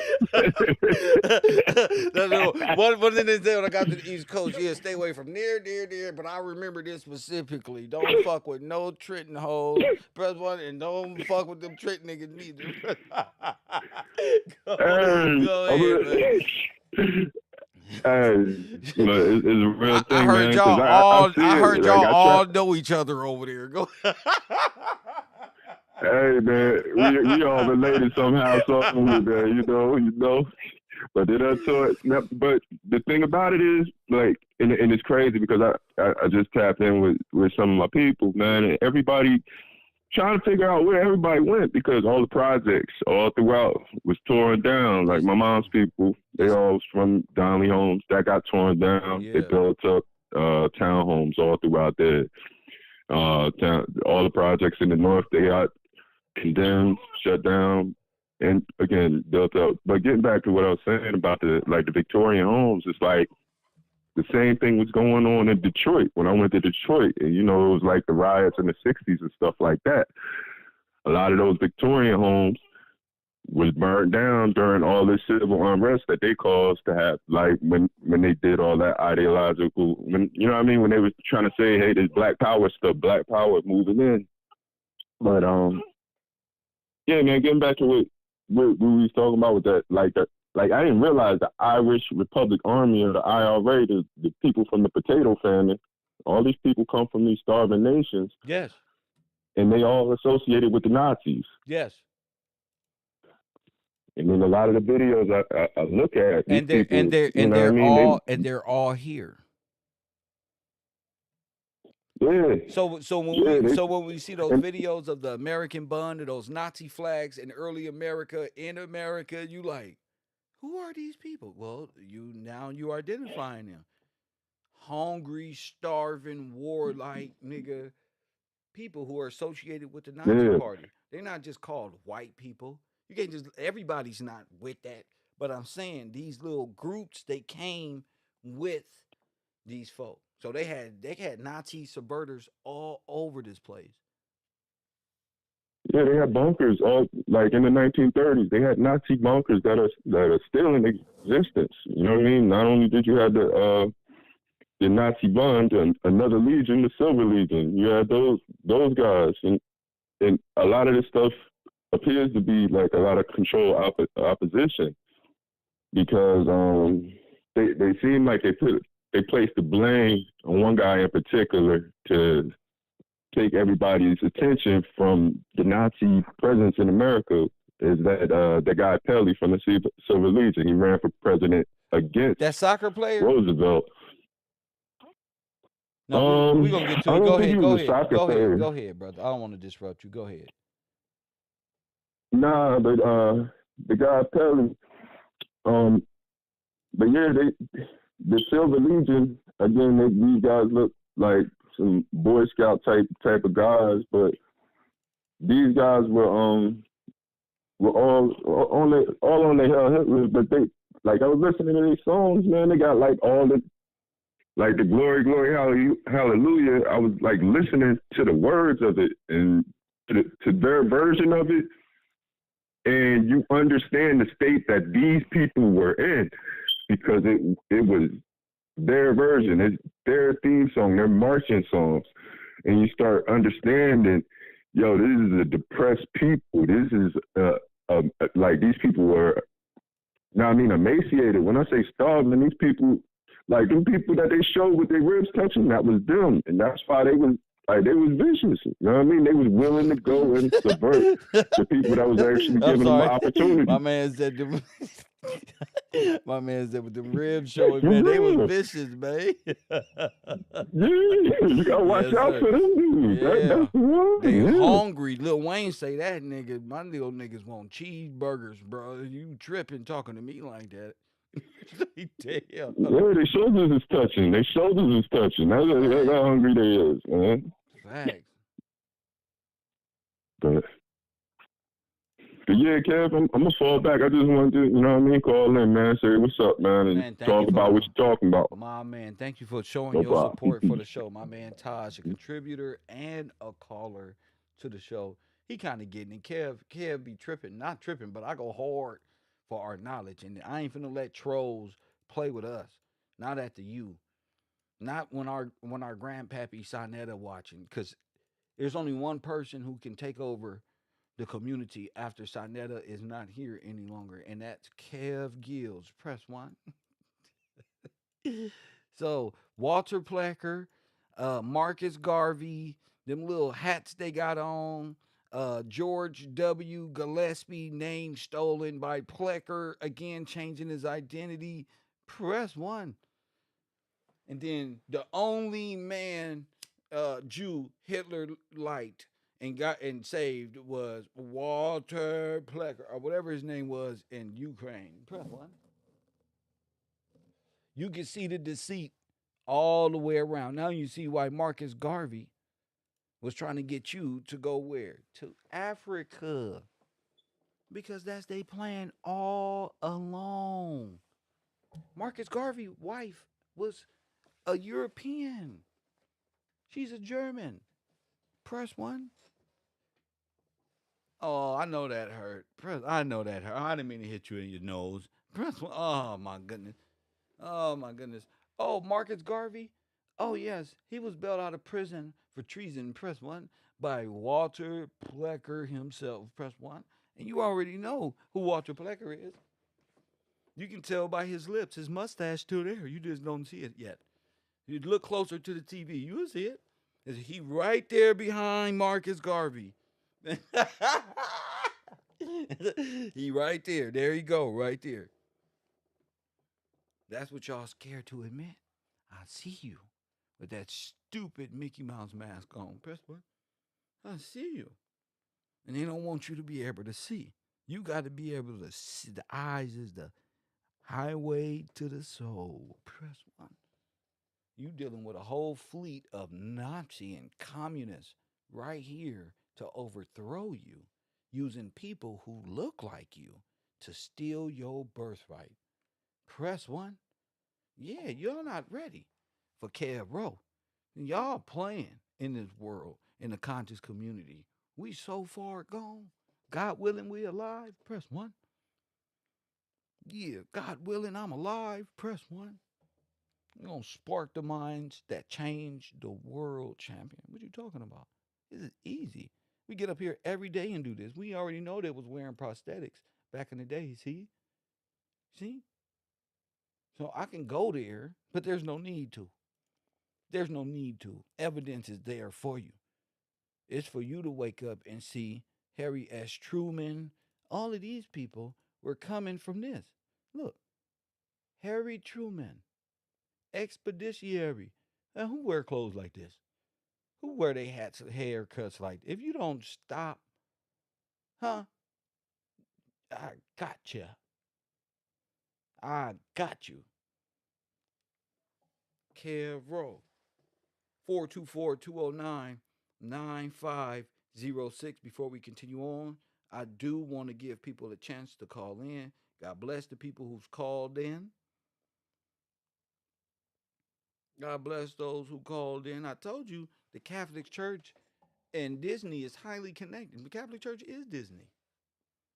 That's why they was trying to maintain control and keep that sovereignty. See? And keep that sovereignty. That's it.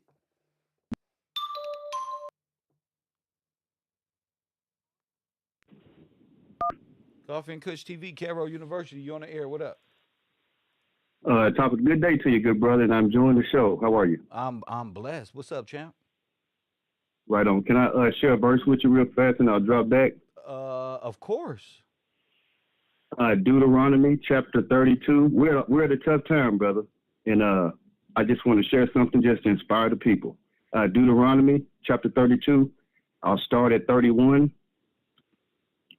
For their God is not as our God, even our enemies being judges. For their vine is not of the vine of Sodom and of the vine of Gomorrah. Their grapes are grapes of gall, their clusters be bitter. Their wine is the poison of dragons and the cruel gall of asps. Is not this land in store with me and sealed up among my treasures? Vengeance and recompense are mine. Then four shall slide in due time, for their day of their destruction is at hand. And the things that shall come upon them make haste. Here we go, 36. And I love all you people, man. I love all my brothers and sisters out there. Blessings. For the Lord shall judge his people. And for the Lord shall judge his people and repent towards his servants. You hear me? God gonna repent he gonna repent towards his servants. When he said that their power is gone, we down here ain't got no power against this cracker. And none shut up and hold and left abroad. When men shall say, where are their gods, their mighty God, in whom they trusted? Peace to y'all.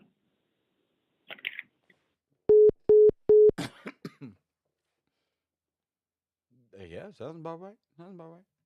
Yeah, yeah. Where is their God? Where is he? Look, we did this to them. It's not, man, that stuff ain't real. There is no God. Ah, we won. And just watch. Watch the calamity that they don't set upon themselves while they singing and dancing and don't forgot that they don't put these black people in the 70 press one. They didn't think you was gonna wake up. They don't think you want to wake up. Why? You're having a ball. You're singing and dancing. You're good at that. That's all you want to do and cry. So we got a perfect system for you. We don't want to pick hot no more, don't you?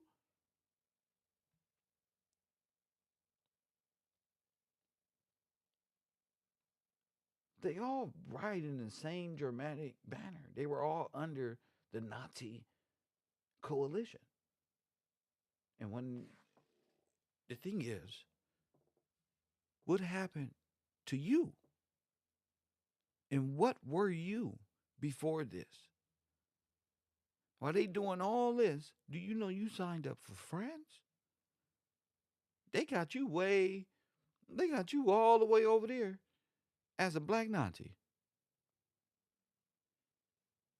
Press one. They got you way over there like this, like fabulous. Look. So are you the German they got rid of? You tell me. You tell me. Are you the German they got rid of? I don't know. What I do know is Hitler is a German. Hitler had this. He's standing behind Marcus Garvey.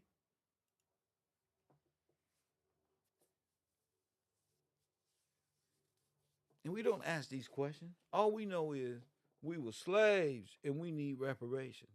Not knowing is you probably need more than reparations. And you probably been infiltrated with so many black German and Russian and Swedish people. They just find out that Angela Davis came over on the Mayflower. That's the USS Mayflower, of course. That's the only place they would have records of who came over here. Press one. meaning she's a foreigner and she's not even from here. Hit that like button. Y'all been sitting up here this whole time talking about, oh, queen, oh, queen. That just let you know. That let you know. That just let you know. I mean, you don't even know what you under. Oh, queen, that's the black women been fighting on for the black man this whole time. Angela Davis did that shit. She ain't even from here. Neither is Shaka Khan or that other Tracy woman with the big eyes and the big nose. None of these people are truly of you. You just give these people your identity. And that's weird. But, they said it was gonna be like that when there's no God, when the people lose God. They don't put a whole propaganda scheme over here. We showing videos. It's starting to look like damn near Hiroshima is right here in America. Looking at all this destruction of plants and bombs that don't went off in America and scorched land and trees burnt up. Yeah, that's looking like the atomic bomb of Hiroshima. So what did y'all do? And and where are these people? And what happened to the firstborn? And where are the blacks that went on those ships to fight in the war or to participate in the war? Where they at? And we sit here every day and let them go through the catacombs, and then maybe all your military veterans all up underground. All up underground, never made it home. Went straight up underground. Right there in the Vatican, hanging on walls, captured, Exodus. Press one, captured.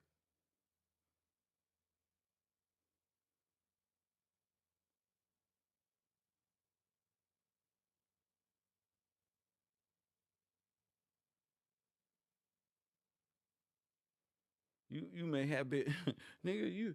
The African American male and woman is looking more like a prisoner of war, rather than. I mean, if your flag is a war flag, it will mean pretty much.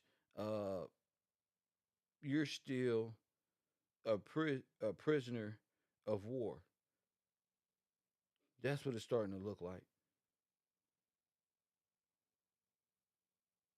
It don't look like you're a citizen. It look like you're a voluntary by commercial law.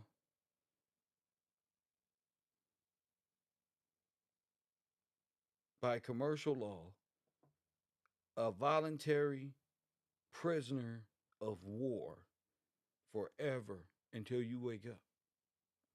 And since you black, and since they got all your people talking about you black, you will remain in a self-imposed prison.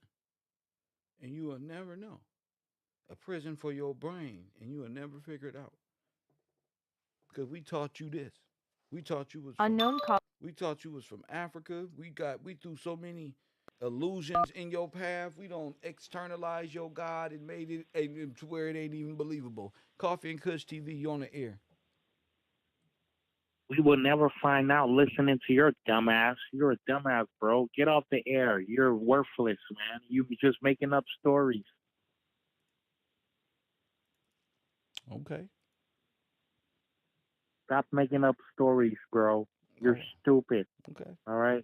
Just go and smoke your weed and call it a day, bro. You're just losing brain cells at this time. You see how you got to really dumb yourself down to pretend to be somebody that you're not, to hide who you are in real life. That's a coward. In real life, not on the internet. I mean, you trying to disrupt the show. That's nothing, bro. I get so much support, bro. I'm gonna keep it 100 with you. I get so much support, it make you irrelevant. It make you a part of my show, and it make it worth my while to chat to people like you as I look for photos to prove my point. I mean, people like you usually are worthless. You ain't got nothing to talk about, nothing going on in life. You probably work for somebody who works for YouTube. You probably just again, it's not my fault that I display this type of information and be able to convey it over to the average person, while you, on the other hand, can't convey shit. Tell me what's on your mind. What would you rather me talk about? What would you rather me talk Get about? off the internet. Oh, okay. You pre You just want me off the internet, huh? I Call do. from I'm Julian. I'm not a person with 30,000 views. You just want me off the internet. Coffee and Kush TV. Julian, you're on the air. What up, champ? What it do? What it do, Kev? Bah, man, Man, I'm I'm good. always watching. You already know that. Yes, sir. So I was just calling in for this last dude that just called to try to Thank tell you. you to get off the internet, man. Listen here. Keep doing what you're doing, bro. You're waking up a bunch of our people slowly but surely, dog. Like Yes, the sir. things that you're covering, we definitely need to see this, bro. I'm glad. Love you, bro. Keep going, Thank dog. you, champion, my man. Thank you for changing the energy, and I need my brothers for that, because it's always a Malcolm X hater around. Get your hand on my pocket. It's worthless. You're worthless. You're projecting on me when it's clear that I'm doing what I enjoy in life. This is easy for me, and people will tell you. Press one. See, the difference between you and me is, here go that damn Walter Plecker Gillespie. Press one. See, George W. Gillespie. Walter Plecker took that name. He didn't take your name. He took ours. Press one, you see? Look, Adolf Hitler took mine. Press one. Yeah, it's a reason for that. It's a reason why you are granted the ability to speak the way that you're speaking, because uh when this name is reinstated, you won't be here probably. You don't exist to people like me. You don't exist. So Adolf Hitler didn't take George Washington name for nothing, punk. And that's what you were afraid of. You were afraid of more people realizing that I'm not like you. I'm not just a YouTuber. I'm not just a person that wake up just to talk shit and collect funds. No, I'm really starting a broadcast. And this is my broadcast. And it takes revenue to run this broadcast. Hater, press one. You don't even know who your enemy is. You don't even know I'm here to help you. Press one. I'm here to help you. Paper genocide of so-called Native Americans, 1790 census to the present. This guy. Press one. So you can get mad at me. You get mad at me for being who I am. That don't hurt me. You nigga get mad at me. Hey man, get off the internet, man. You will never, bro. We already figured it out. We just in cruise control. I got these people thinking on a higher plane now. They thinking about the cinema behind it, the language. So when they listening to these wars overseas, they really can look. When they look at the footage, they really know what's really going on. While you sitting around playing around in class, you're gonna spend this whole time playing, and it ain't gonna do nothing. It ain't stopping me from doing nothing. And we talking about the black Victorians. We talking about Unknown the caller. people who were destroyed of Great Britain, the true heirs of freedom. Coffee and Kush TV. Marley, you on the air? What up? Yo, what up? I just want to shout out Big Gillespie from New York. What you're doing is incredible. You open my mind to a lot of things that we all need as a people, and that's to put the names and the faces behind all the evil. Again, big up New York City, heavyweight champion of the world, for real. My man. Thank you for understanding, champ. My man. My man. You can't get mad at me, brother. I encourage regular brothers who who who get challenged to think larger on a bigger scale. We ain't using books. Well, we got a few tabs, but my niggas is really just sitting back listening and tapping into their imagination. Press one, and they tapping into themselves, and they beginning to see the world from inside out and not just being a part of the world. Press one.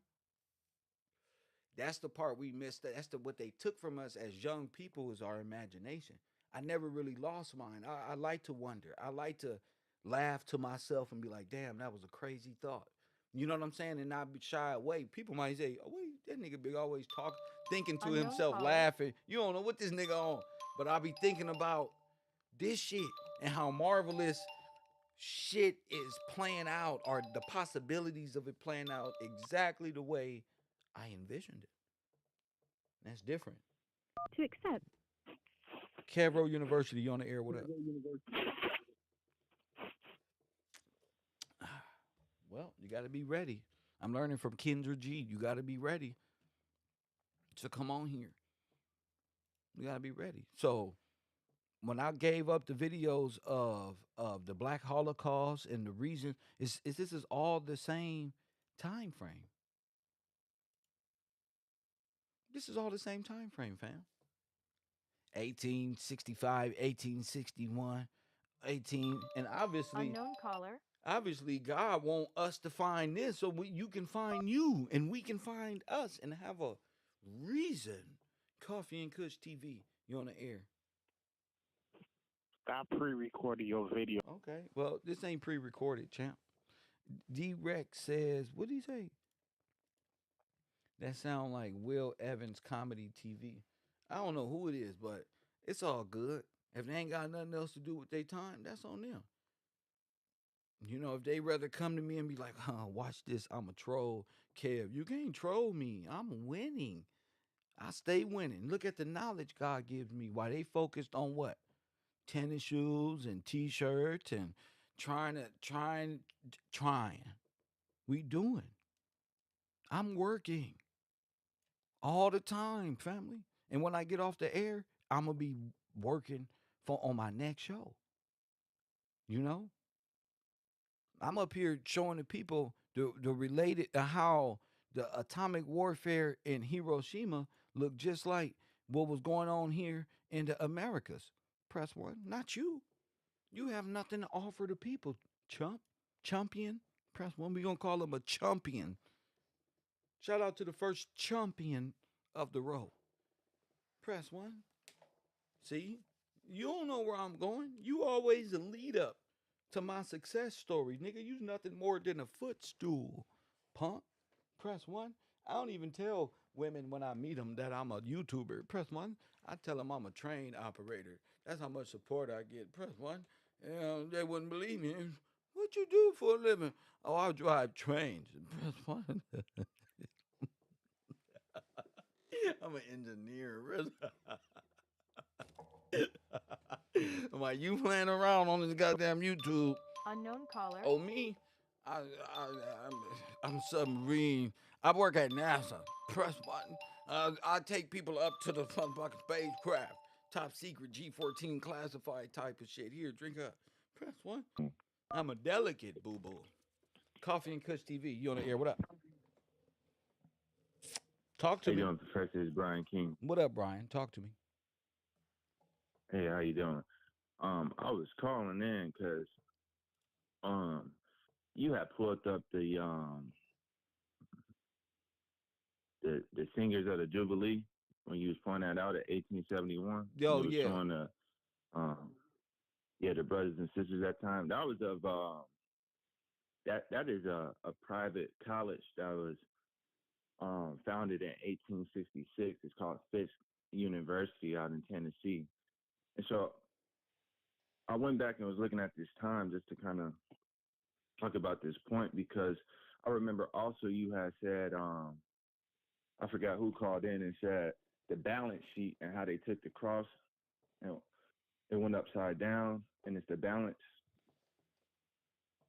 You know what I'm talking about? Go ahead, man. I'm up here confirming some nigga I see on YouTube on my show. I'm you talking to the audience right now. Go ahead. What you say? Yes, sir. So I was going back to the 1871 Fisk. It's called Fisk University. And so I was just doing research on that, and it was those were the Jubilee singers that you had pulled up. And so I was doing research on that university and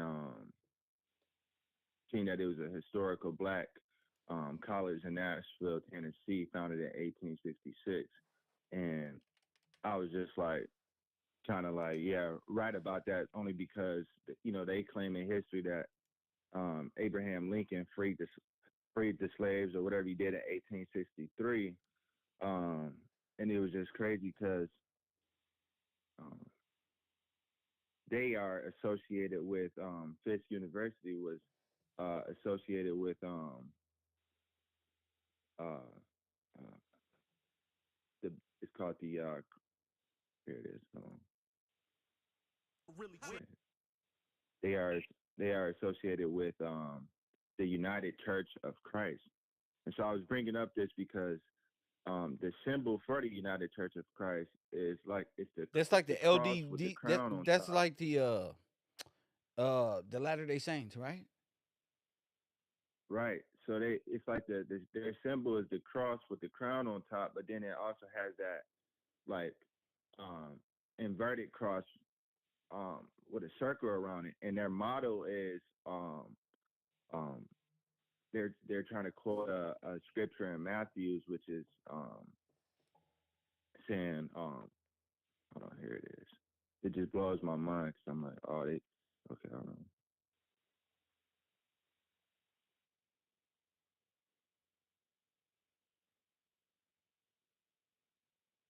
One second, my bad.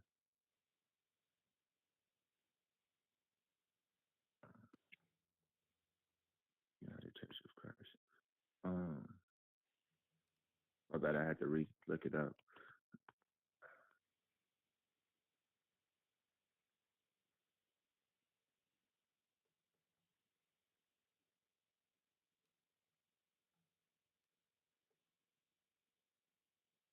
It's the John 17 that they may all be one.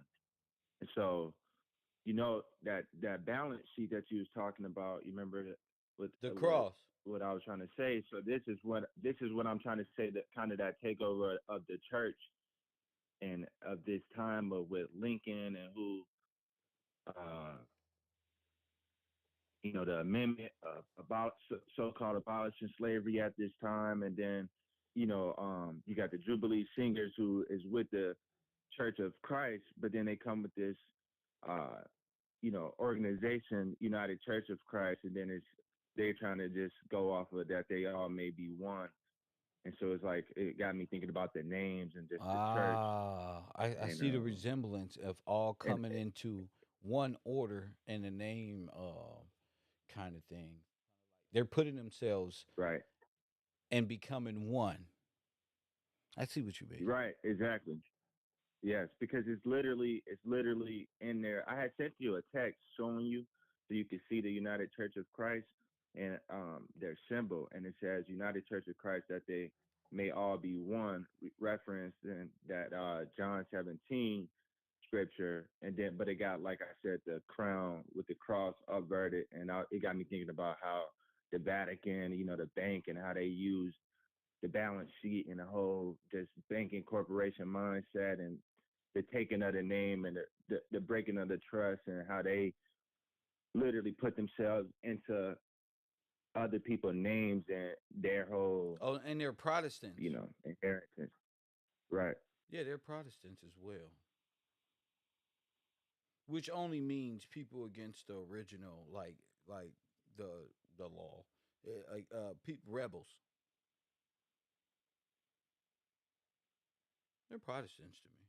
Protestants, Protestant, against the king, against the Right. church, always trying to find a Right. wiggle room around what's law.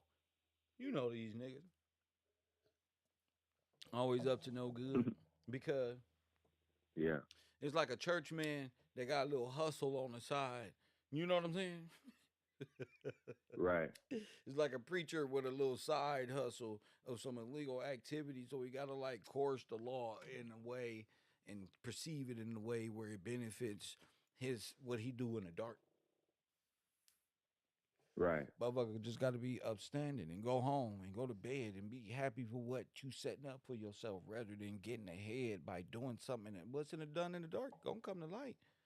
It's gonna it ain't gonna look right on that balance sheet. Right. And then I was also looking at the AMA, um, the American Missionary Association, Yeah. and this was it had a lot of so-called African Americans in there, and this was founded in 1846 in Albany, New York, and this was around the time of the Reconstruction era, and so it was just crazy because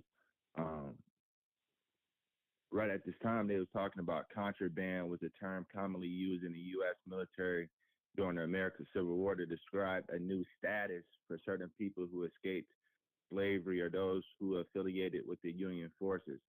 So then it talks about how Yeah, because those are the ones who escape slavery are fortitude are not fortitude servitude.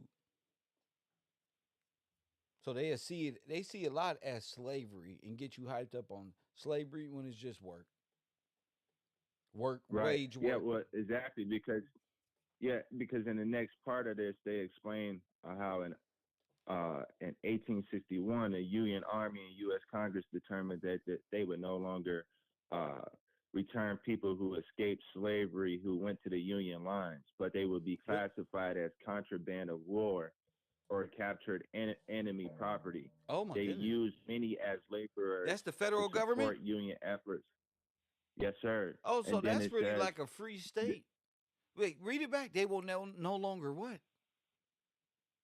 it says the Union Army and the U.S. Congress in August of 1861 determined that the U.S. would no longer return people who escaped slavery who went to the Union lines, but they would be classified as contraband of war or captured enemy POWs. property. They use Yes, sir. And then it said Just they like I used said. many of them as laborers to support union efforts and soon began to pay wages, but they weren't paying wages. They tried to make it seem like they Yeah, later did start paying wages. remember they said the French murdered all of those black soldiers for what? Because they didn't get paid their pensions. They started asking for their wages for right. their shit, and they murdered them all. Yeah. Yeah, Now yeah. it goes, yeah. And then they said these self-emancipated freedmen set up camps near Union forces, often with Army assistance and supervision. And that goes back to who was, you know, overseeing these That goes camps. to show you right there. Damn. Yeah. And it says the Army helped to support and educate both adults and children among the refugees. Thousands of men from these camps enlisted in the United States colored troops when recruitment started in 1863. But I was just like, that don't even make sense because how we got private colleges at this time, but we just now being able to because enlist in the military you're not colored. supposedly. That don't You're even not colored. right. That's why. Right. You're not black. You're not none of that stuff. You already established. So that ain't making no sense. And then right. We already know that the Hellfighters all came from distinguished families. So this was just first right is to be a part of the military.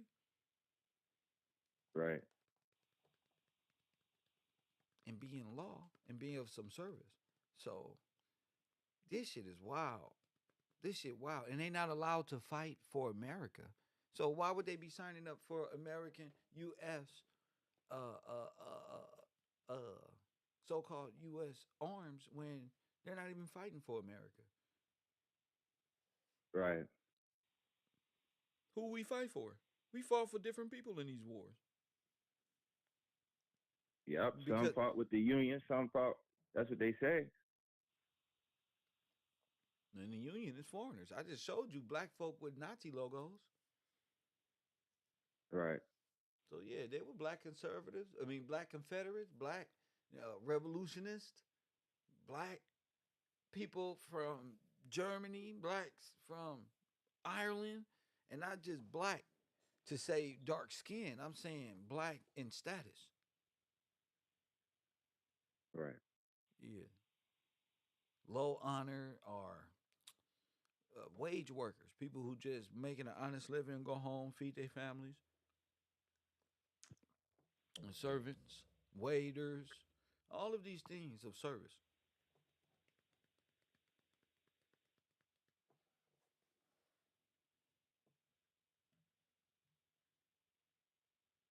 Wired is just trying to voice. You still there? Yeah, it was cutting in and out. My bad. Oh, go It was ahead. cutting You in got and it. out. Go ahead, But Chuck. yeah, and then another thing is I was doing research on I was I never heard of this term, but it was talking about uh, uh how they said Theodore Roosevelt was a Japanophilia or something like that. Basically, he was obsessed with the Japanese culture. And you remember how, and I'm bringing this back up only to not backtrack too far, but just earlier in the show a little bit, you was talking about how some of those people look Japanese to you and stuff. Yeah. And this was right when I was doing research. I was doing research right when you were saying that. So it was just wild that in the research I found, it was talking about how Theodore Roosevelt, in the same time period, you was showing those different people. They said he's super obsessed with the Japan culture and stuff like that. And I was looking at some of these folks like they do look a little Asian to me. And it was this thing called yellow go ahead. specter. Yeah, it was this thing called yellow specter, which was a big thing going on around 1890s going into 1900s, which was propaganda on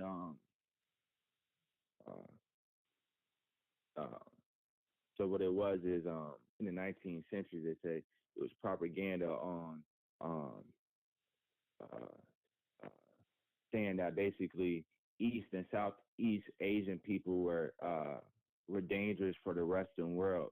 But they got a picture of somebody that's supposed to look like a Japanese man, but he looked just like what you would call a Native American Indian over here. So it was just like, yeah, man, these people just be saying they one thing and another. I just, Because the Native Americans use the swastika, and who those people are affiliated with the Germans. Once again, they all came over here and nationalized themselves as natives to America, but they're not. They're really Japanese. They're really Pacific yeah, Islanders. that's what I was gonna say. Go ahead.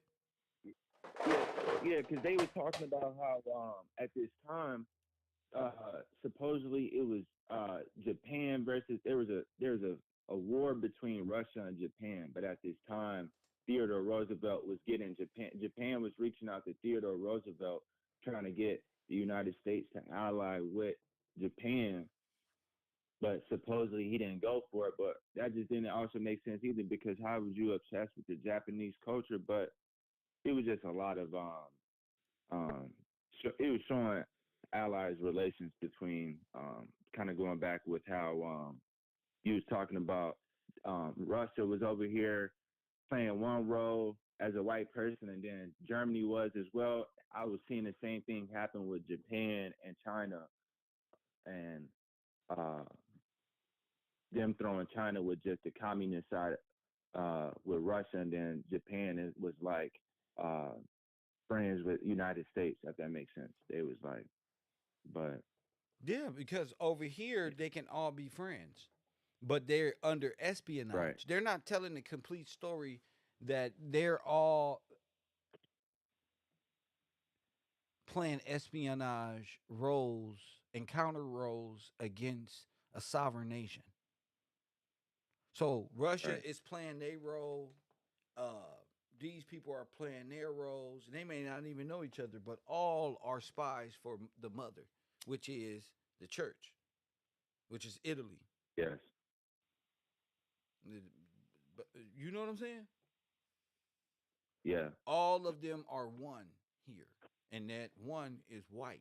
They're under a so-called incorporated white race, which doesn't exist. They are all different nations of individuals from out there, from Far East.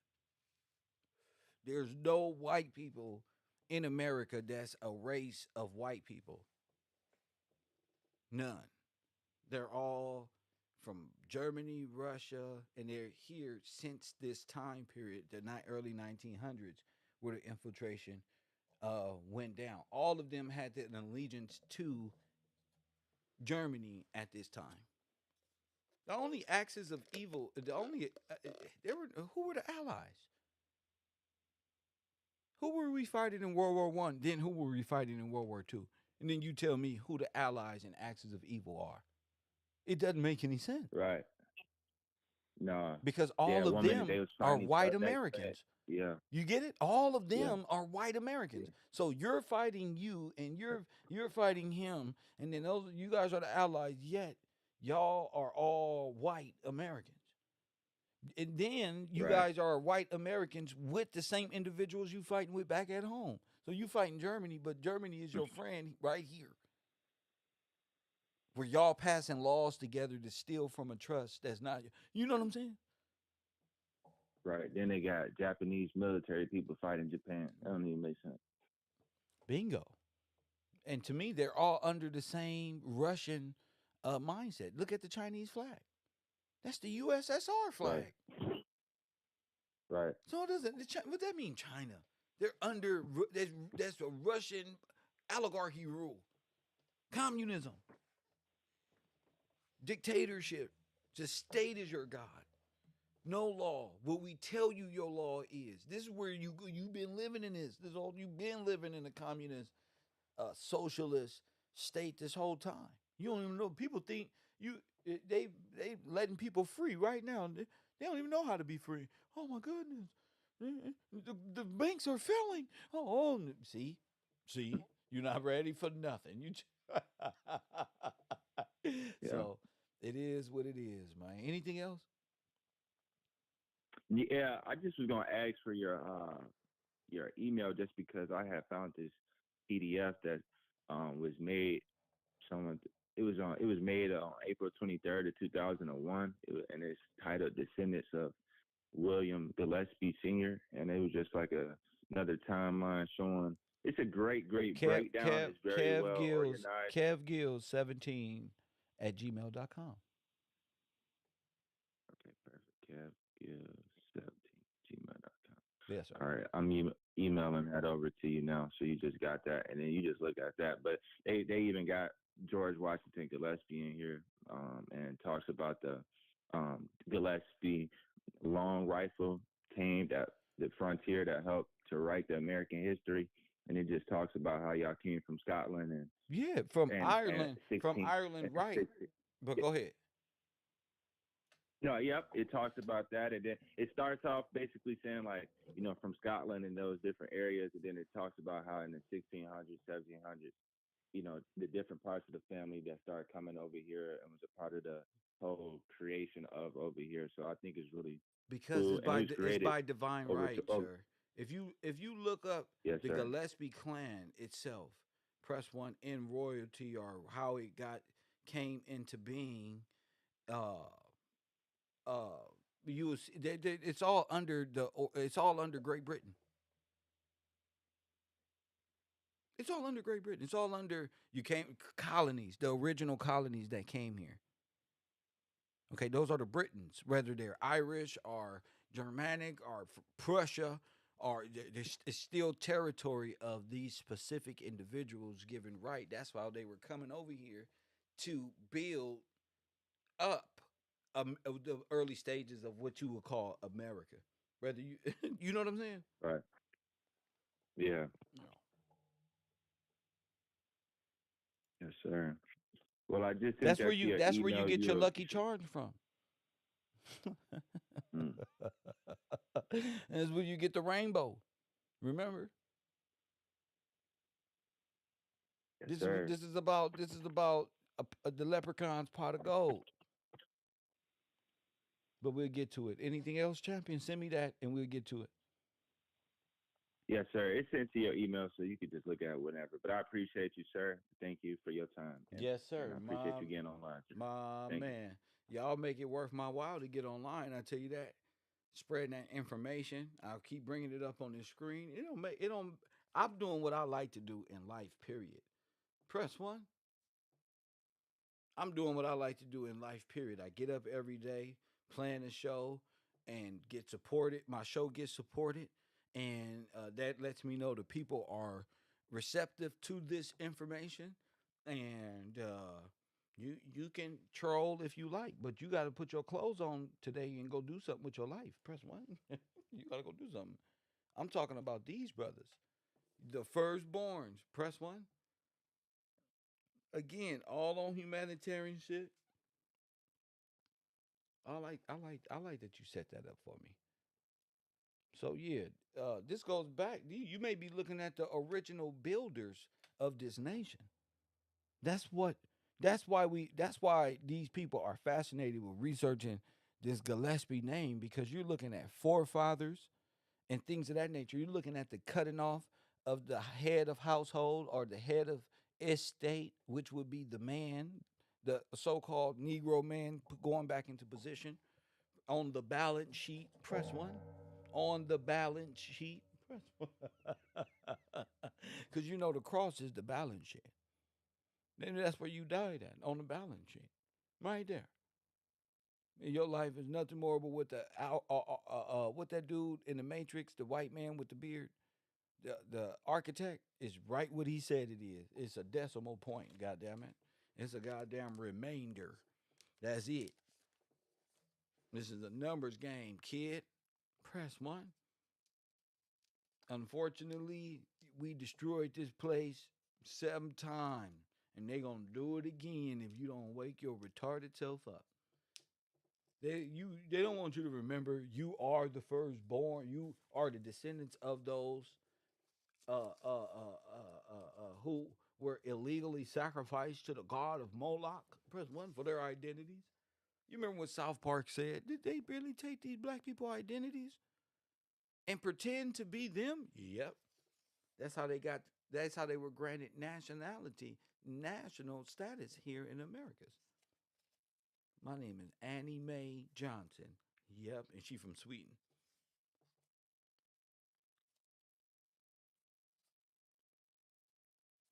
What's your name? You're not a slave. I'm telling you, you are from these people wasn't slaves. Their mamas and daddies wasn't slaves. Then their forefathers wasn't slaves and Indians. Press one. Those are all federalized, mandated concepts that brings in revenue for the Catholic Church. Press one. Any one of those. Take your point. Take your choice at whatever one you want to believe. Doesn't matter, because you're gonna be charged to believe these silly ass concepts. Anything that'll get you off the land, please believe it. If you want to believe you a flying turtle flying around because Dan Calloway taught you was an Indian and that shit sound good, there's only you think you come from a people with only six fucking words in a language, get out of town. I was about to yield back the rest of my time, damn it, but so we are suffering for what our ancestors did. What you mean? So we are suffering from what your ancestors did? You are suffering for nothing. You ain't suffering from shit. You just closed minded. If you not suffering one bit, you gotta wake up. How you suffering and you sleep? Bars. Bro, how you how you suffering? That's the first thing you want to do is traumatize yourself and victimize yourself. Brother, you not suffering. You got enough mentality in you right now. They suffered. They went to the furnace. They died in honor. Press one withstanding. They on foreign land right now waiting on the Lord. But you talking about, so we suffering for what our ancestors, you suffering for what you're doing. That's why you're suffering. So say something with the law. The lawful, stay within legal standing. You ain't suffering. Remember the covenant. Remember the law. Remember the contract. Remember the promise.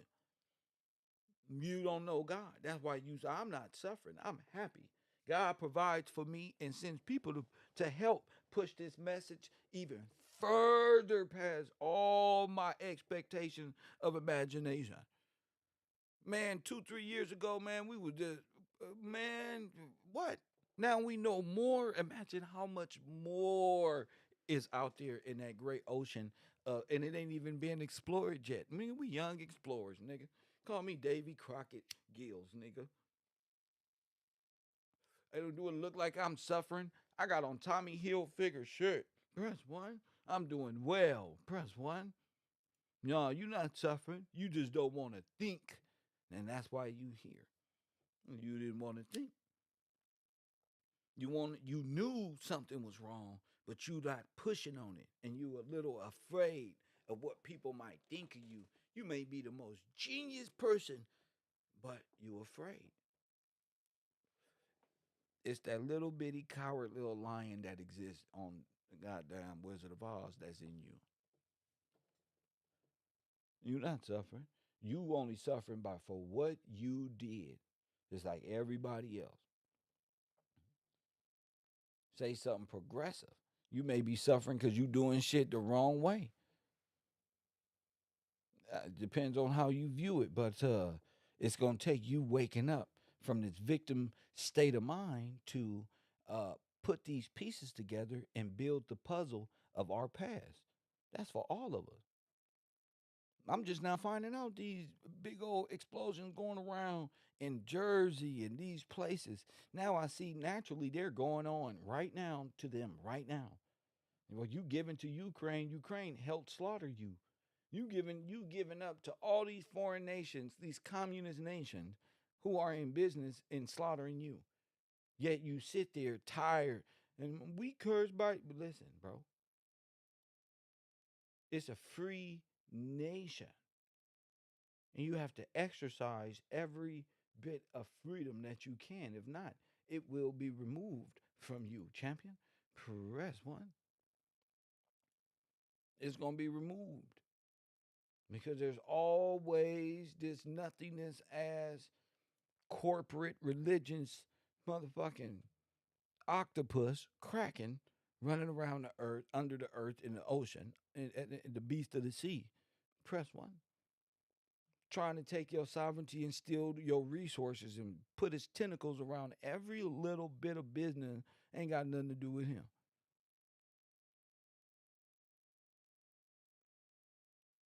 You can't tell me they wasn't in a Prussia Grand Army. Look, bro. Now I'm saying, was this the Prussia over here? Press one. Because what I'm getting is it's something, it was New England, New Jersey, New York, all new.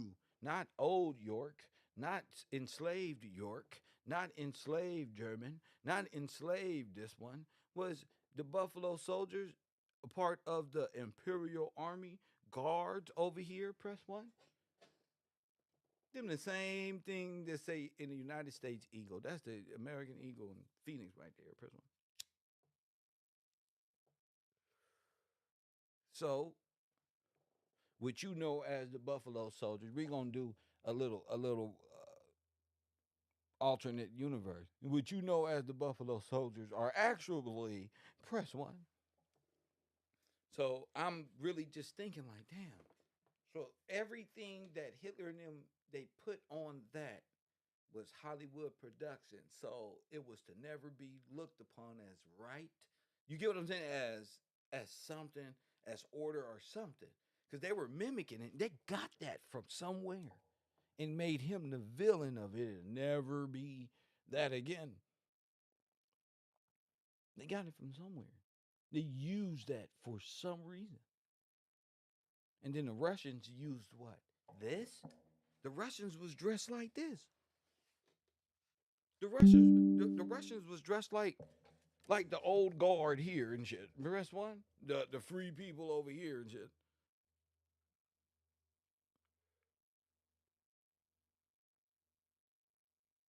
Or maybe I'm just digressing. Maybe I'm just like the troll said. Maybe we just, but it's even if, like I said, even if I'm a little right, I'm right.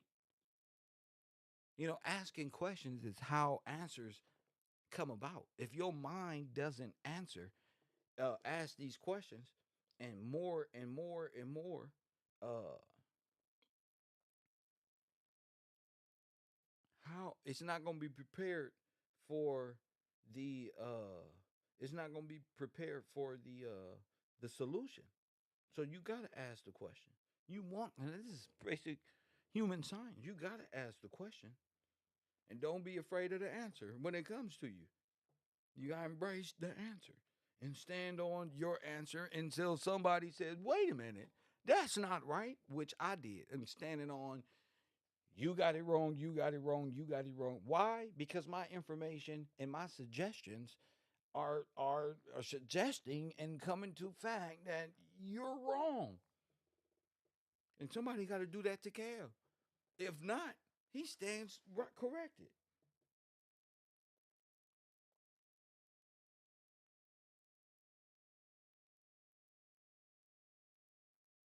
You know, when you know that the Medal of Honor was created by George Louis Gillespie, nigga, if that was your name, wouldn't you want to find out? Wait a minute, the Medal of Honor, the highest form medal in military, got your black name on it. Yeah, that's George. That's George Louis. So if George Louis Gillespie and it was changed to the Medal of Honor, I would be a fool not to ask. You get what I'm saying, family? I would be a fool because it's making me think like the Continental Army. Me and Said did hours and hours and hours of research on this Gillespie's, and it seems like this is that's given a time frame and who and what and where and the given area. This will be who the corporate stole their names from. And then when we do the research, we find Walter Pleckard on stores stole George Washington Gillespie's name. What the fuck do you want me to come to? What conclusions do you want me to come to? What do you want me to come to? We find that that's the incorporated church by way of the Pope, scapegoat right there. And here we are.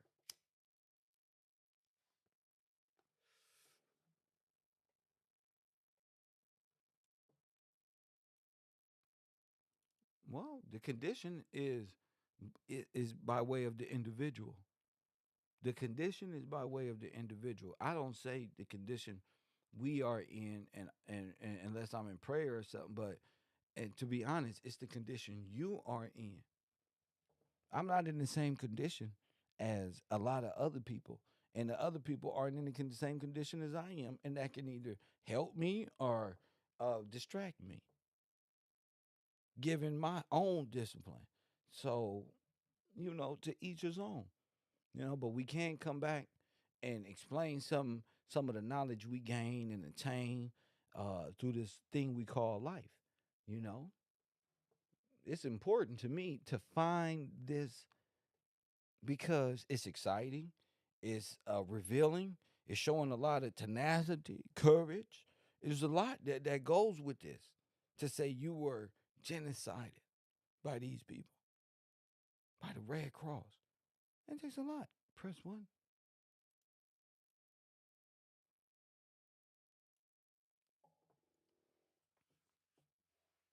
See, when this is what happened when the church uses God's word. Press one. Look, keep it full. The Red Cross over there. Look, France. Where is that? France. Look, look, look. Make good the promise. Keep it full. That's the trust. Look where the promise goes right there. Look, that's when you steal from God. When you use God's word to benefit your corporation, your soulless beast.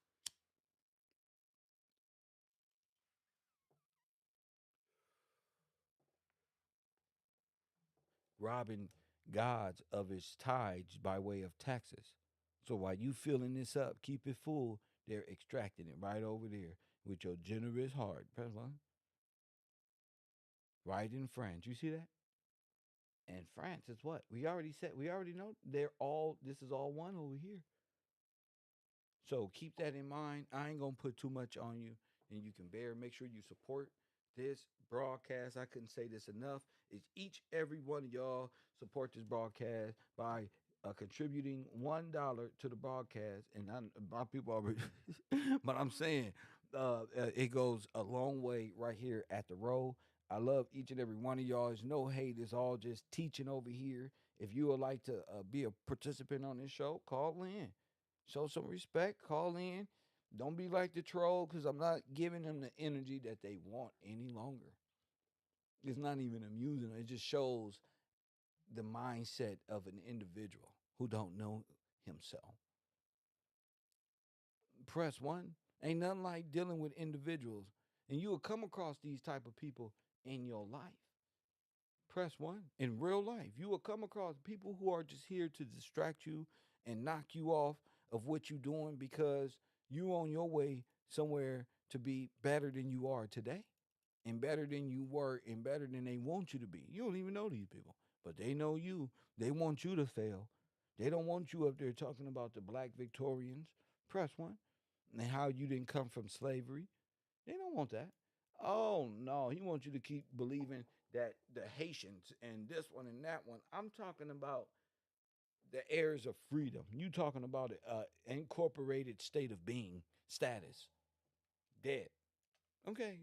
We on two different levels when we speak. And you talking about something out of somewhere way down here. I'm talking about the hotel owners, the brothel owners, the bar owners, the restaurants, the clothing companies, the tailors, the builders of the nation. These things. Press one.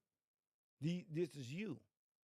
When you look at these photos, you see your cousins, your neighbors, somebody in their family, somebody in my family, me, you. Somewhere down the line, you will say, "Those are African American." Yeah, the freemen. They're not slaves, and they're not mimicking dressing like their slave masters. They wasn't taught how to dress, or none of these people come equipped like this. They come equipped like this. They wearing dresses, beautiful long dresses, even the one far to the left, that long jacket. She got a dress up under that. Press one. Waistlines on hum. They been doing their waistlines. These old thick. Only problem is that you're all being used for sex and not your brain. Y'all been using them girdles, flattening y'all stomach. This shit ain't new.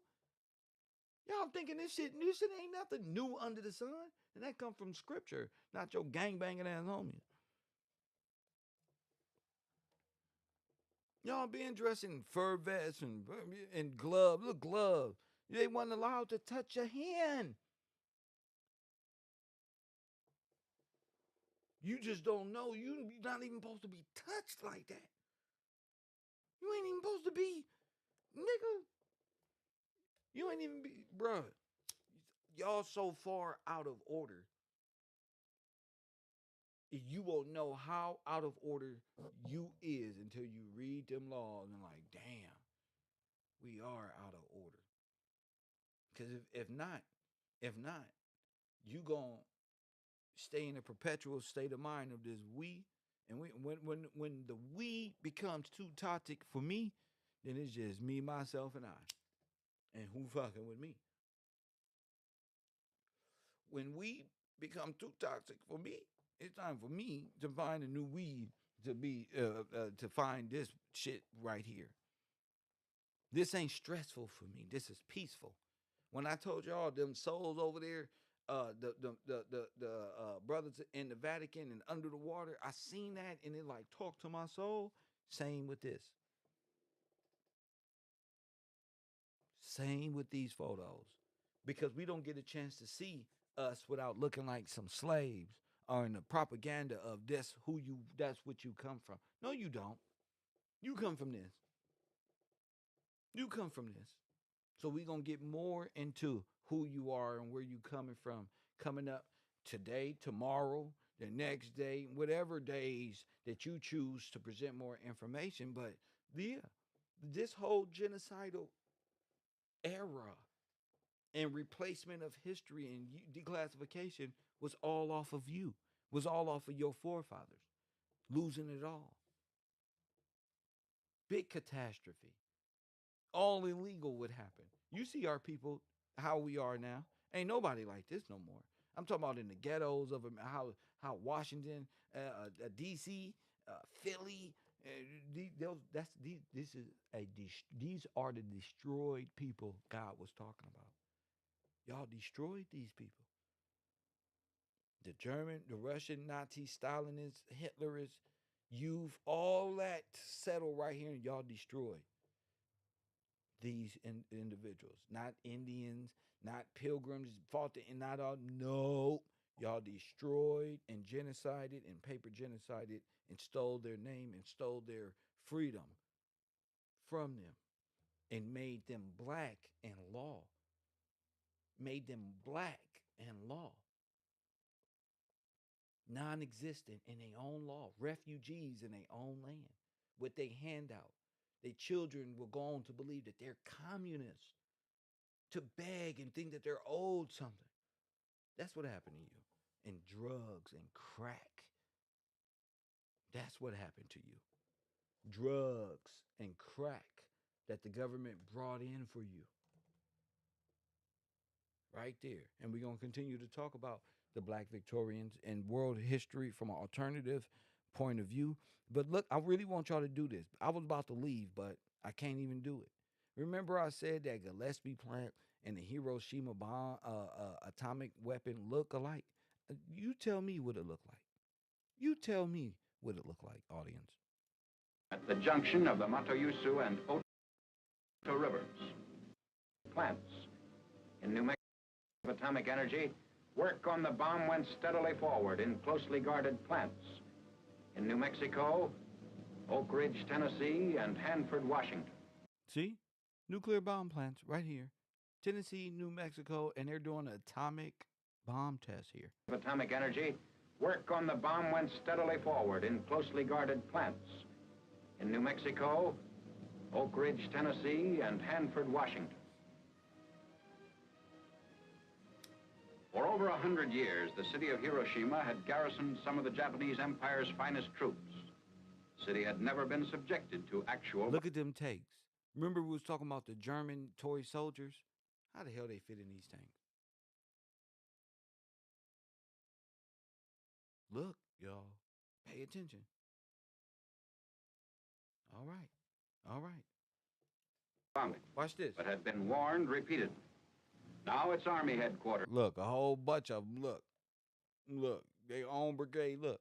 There's barracks, ordnance, and quartermaster depots, factories, mills, and shipyards were to feel the weight of the atom's destructive power. Now watch this. 21 days after the New Mexico experiment. 21 days after the New Mexico experiment. A B-29 was over Hiroshima carrying an atomic bomb. A B-29, okay, was carrying this big weapon. At 8:15 in the morning of August 6th, Japanese time, the first atomic bomb struck an enemy target. Now, what the fuck is that? Okay. See, this is the shit that gets me. How I know that is Japan? How the fuck I know? That look like the East Coast to me. Nigga, that look like the same type of shit. Press 1. I mean, we the only ones developed like this at the time.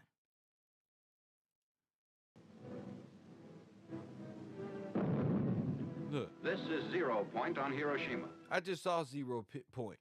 It was right here. Press 1. Japanese time. First atomic bomb struck an enemy target. I just seen it. The real one, look. This is 0 point on Hiroshima. The exact spot above the city at which the bomb burst over enemy territory, at the junction of the Matoyusu and Oto rivers. The atomic bomb was intentionally exploded well above its target in order to dissipate its radioactive material. Now look at this. Look at the buildings. Remember those pictures and I brought up those burnt up trees? And I said, that's going to be a clue. Pull up y'all handy-dandy Scooby-Doo pot-smoking ass notebooks, press 1 and them number 2 pencils and write down burnt trees. Because I know that was going to be a fucking clue. Okay? Now listen. The devastation you see here was caused by the explosion of the bomb above this 0 point. Only the strongest buildings are left standing. Now watch this. Ain't not one Japanese word on none of these buildings. And what this American doing over there when he just dropped it on them? But we'll continue on. And they are gutted. They're gutted, just like the buildings of old that were all destroyed here. Listen, look at the trees. Looking north from 0 point, this is what was left. Look at the trees. Looking east, the camera records a scene of complete devastation in the immediate area. To the south, these are the ruins.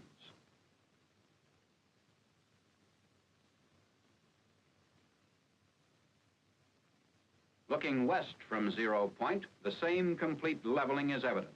The same inability of structures to withstand atomic power. Just a tenth of a mile from 0 point, the effect of the bomb blast can be seen on these stripped and broken trees and on this Russian-Japanese war memorial. Lines were literally blasted into the stone of the memorial. Lines was literally blasted into the stone. Here, looking west from the Sanwa building, the side of a concrete smokestack nearest the blast has been discolored. The Hiroshima Gas Company building on the right in this picture has been almost completely demolished by the This could have been all power plant shit. force of the explosion from above, as though struck by a giant sledgehammer. The reinforced concrete Sanwa Bank building was wrecked even more completely. These twisted steel beams once supported the roof. The direction of the bomb blast can be seen clearly in these scenes of the concrete parapet wall extending above the bank building's roof. Pushed out, look. Over. 2/10 of a mile from 0 point was a Shinto shrine. Here, too, the blast stripped the trees and collapsed stonework. Originally, the base of this statue was polished granite, but now the stone is roughened by the force of the blast, which completely removed the polish. So when we over here looking at these power plants and all this destruction that was over here in early America, take note. It's damn near same destruction as the nuclear warhead. Press 1. The exact same destruction. Okay? And then what they say? The explosions over here carry more chemicals and more TNT than those at Hiroshima and Nagasaki. Surfaces which are being pointed out indicate the angle of the bomb blast as though painted on the surface.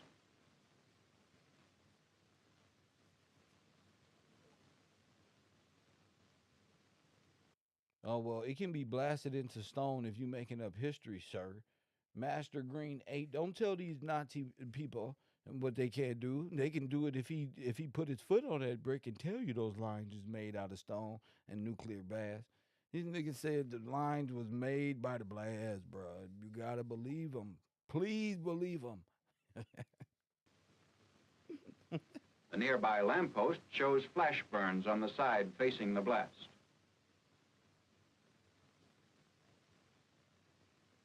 The Commercial Museum was also within 2/10 of a mile of 0 point. Now this looked like one of the World Fairs. Press 1. This nice little domed building here, and the way this building is curved and the way that goes over that sea like that, man, this can be Chicago World Fair Expedition. Boom, press 1. See, our brains got to work. Wait a minute. This structure and the way that bridge go over there, that looked like that Italian Phoenician World Fair type of thing when they was using it as a canal. And you never know, bro. You never know. Everything is gone. Look, somebody said it looks like the same pics from the great earthquake and fires from San Francisco in 1907. I watched it last night. Press 1. Is that what it looked like to you? Press 1.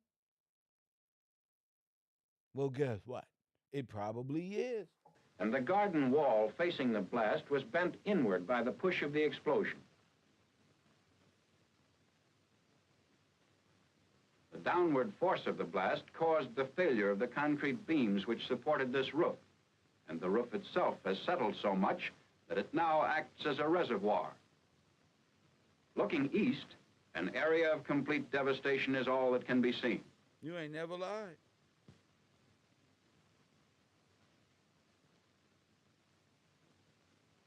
The railing was blown off this bridge, and the steel poles on the bridge show the effects of the atomic bomb blast, which hurled grit with such force as to etch the steel. The front of this school is a quarter of a mile from and faces 0 point. So the city vault. The sag in the concrete reinforced floor can be seen here in the entrance. The steel rods, which are now hanging, once supported a suspended ceiling.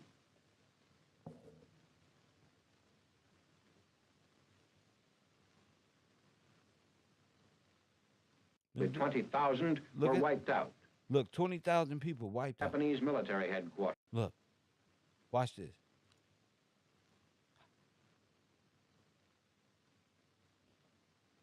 This reinforced concrete building was knocked sidewise, causing the lower story to collapse. This barren area, 3/10 of a mile from 0 point, once contained the main Japanese military headquarters. What happened to them? The barracks were utterly destroyed. And what else? Most of the military personnel of approximately 20,000 were wiped out. The distorted steel framework is all that remains of a building which stood 4/10 of a mile from 0 point. Whereas this reinforced concrete building of the Chikogi Electric Company, 1/2 mile from 0 point, withstood the blast much better. 6/10 of a mile out, destruction was almost as complete as it was at 0 point. Wooden structures were completely collapsed by the blast. This was Hiroshima Castle. Its framework was demolished by the force of the blast, but fires of secondary origin did not occur. Because it happened to be at a 45-degree angle to the direction of the blast, the Hiroshima City Hall, with its heavily reinforced concrete construction, shows much less damage. Doors and windows were blown in by the force of the explosion.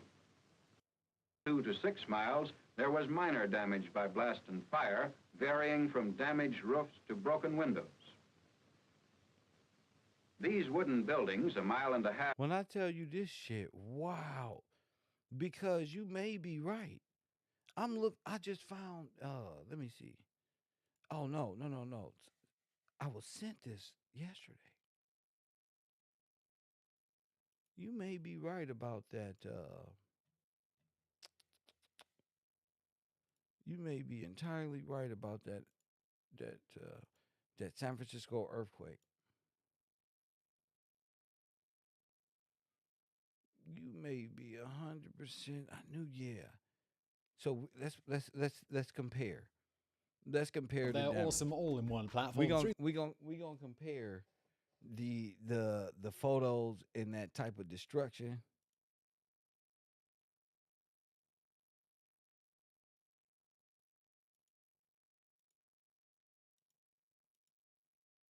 Francisco was a city of over 300,000, by far the largest city in the gold rush ended in 1855, but San Francisco's impact on the public's consciousness did not. It continued to be known as the gateway to the West, and the city continued to grow both in population and importance. Having been spared from the ravages of the American Civil War, the city benefited from the post-war movement to travel westward. In 1869, the Transcontinental Railroad was completed, which linked New York to San Francisco by rail. By 1900, San Francisco was a city of over 300,000, by far the largest city in the West and the 8th largest in the United States. It was home to some of the largest and most important companies in the world, such as the Wells Fargo Bank and Express Company, Ghirardelli Chocolate, and Levi Strauss, the inventor of blue jeans. It was also a vast cosmopolitan city with intricate architecture, ostentatious mansions in neighborhoods like Nob Hill, and the beginnings of a bohemian culture that still persists today, with the city being visited by such luminary writers as Mark Twain, Rudyard Kipling, Robert Louis Stevenson, and Oscar Wilde. Some pundits referred to San Francisco as the Paris of the West.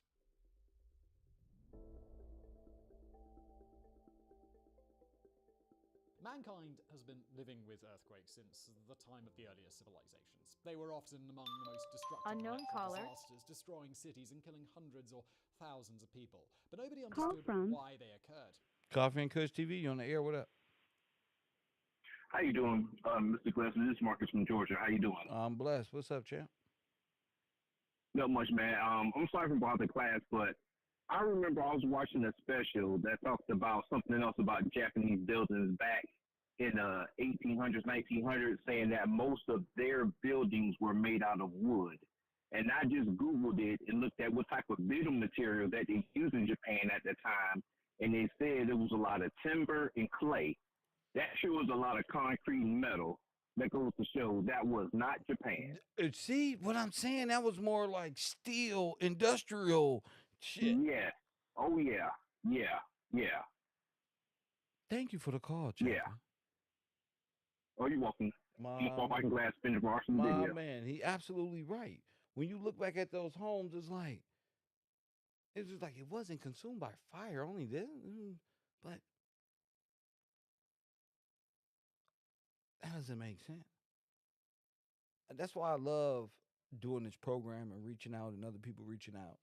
And we able to just let go and just compare notes per se and brainstorm and kind of grab this thing by the horns per se and keep moving. Many people dismissed them as a sign of divine wrath or disfavor. I want to see the destruction. Show me the destruction. Don't show me no pictures. There it is. Save 10% off your first purchase of a website or a domain. And let's get back to see just how Come on, massive let's get to this earthquake is. Let's go. Wow. Look at this. Look at this. That's how massive the earthquake is. Look. Look.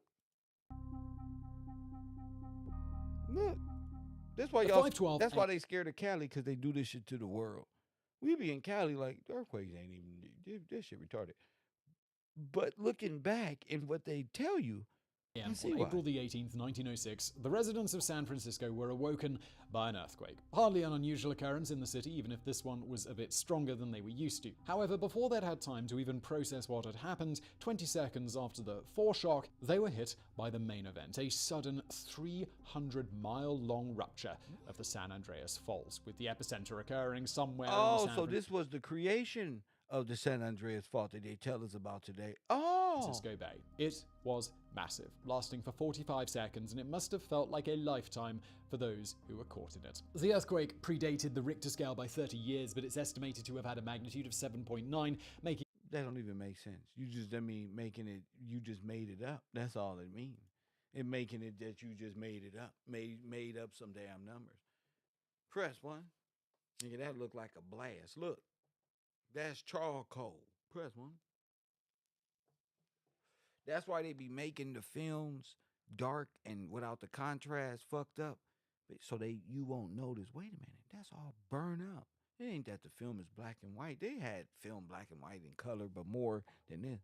They don't want you to see how destroyed and how fire and this shit look like a war. And it must have felt like a lifetime for those who were caught in it. The earthquake predated the Richter scale by 30 years, but it's estimated to have had a magnitude of 7.9, making it one of the most powerful earthquakes to ever hit the continental United States. No one knew anything about earthquake-proof buildings at the time. Earthquake, that looked like a bomb. Those look like blown over.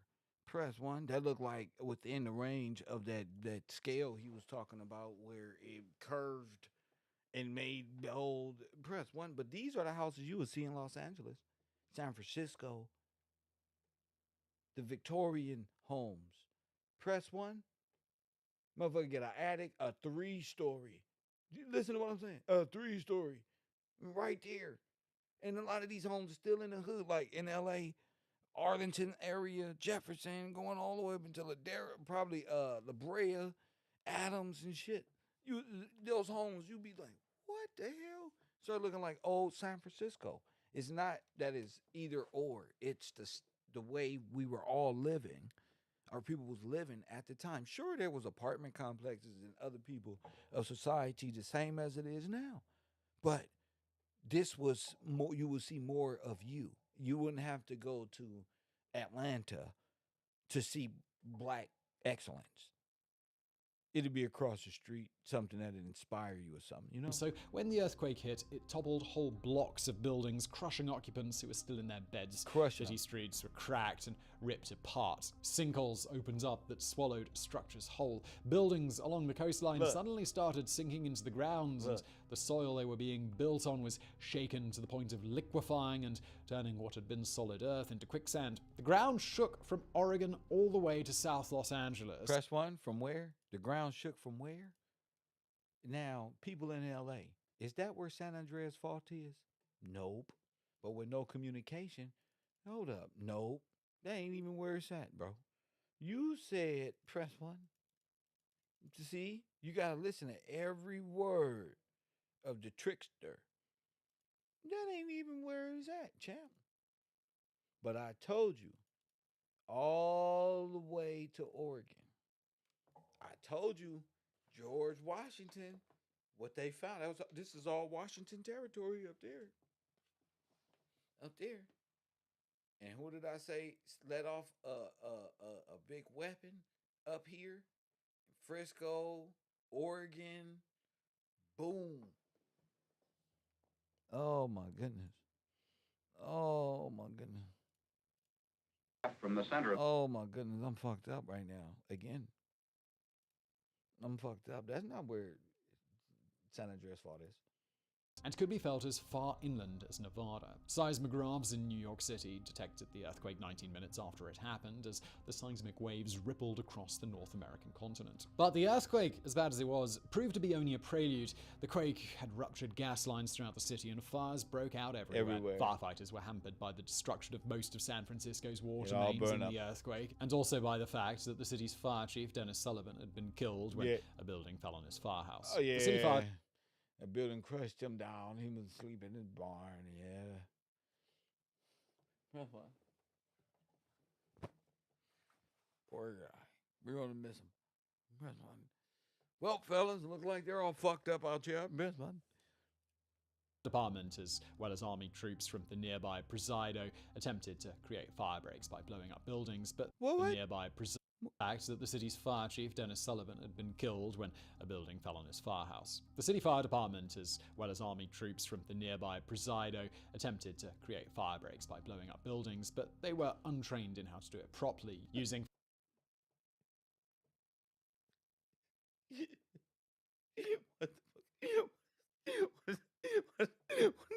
What the fuck did he just say, man? Wait a minute.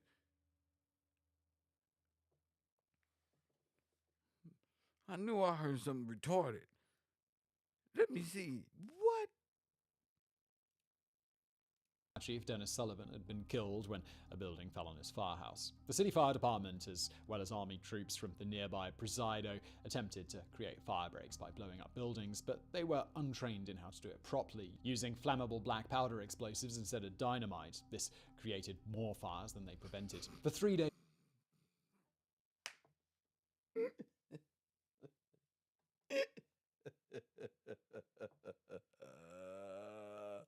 Wow. These fires raged out of control. The fire department did this.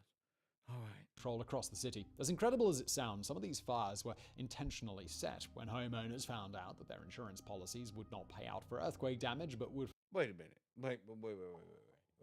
They found out right then and there they wasn't going to get paid out, so they said, get the fuck out of here. You don't get out. You don't find out that they're not going to pay and then set the fire.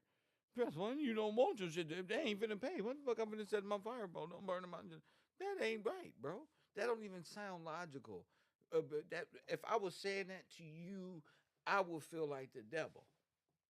Because in my soul, I will end up saying, wait, that don't even sound right. That sound backward.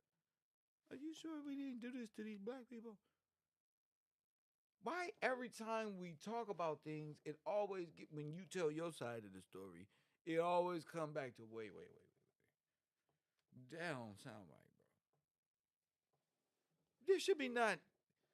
Y'all should have y'all act together by now. This history should not be even a question. I should not be able to wait. What the fuck did you just say? Oh yeah, fire department was going around setting fires like how they do now in California. They set fires to block the fires. Yeah, that's what they was trying to do. and they was using something called black powder at the time. They wasn't too experienced at that firehouse. They just set fires everywhere. Worse than they saved the fire. That's what. And then at the same time, people was calling the insurance while their house was on fire. It wasn't even on fire. Then they find out the insurance wasn't gonna pay, so they hung up the phone in disgust and set fire to their own home, and became homeless. So everything is going on at one time, one big old pandemonium.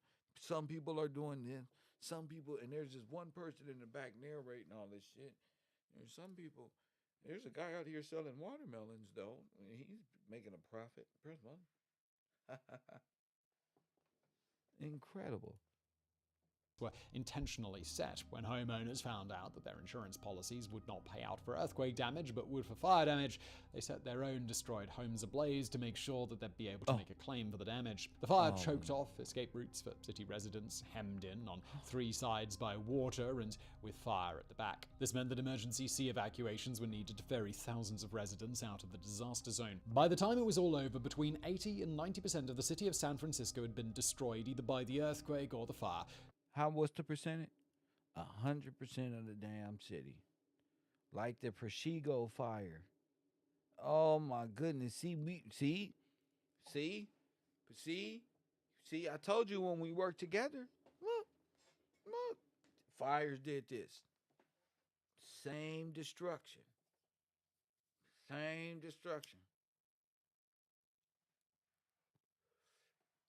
carnage.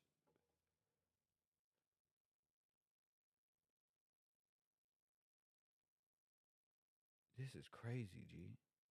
75% of the city's 400,000 inhabitants were left homeless. The numbers are simply homeless, displaced, staggering. 60,000 buildings across 20 square miles were now piles of charred rubble. Nearly every city landmark and factory was gone. The city's everybody dead. If we go wake up one day and we hear a big boom outside and everything gone, we in heaven.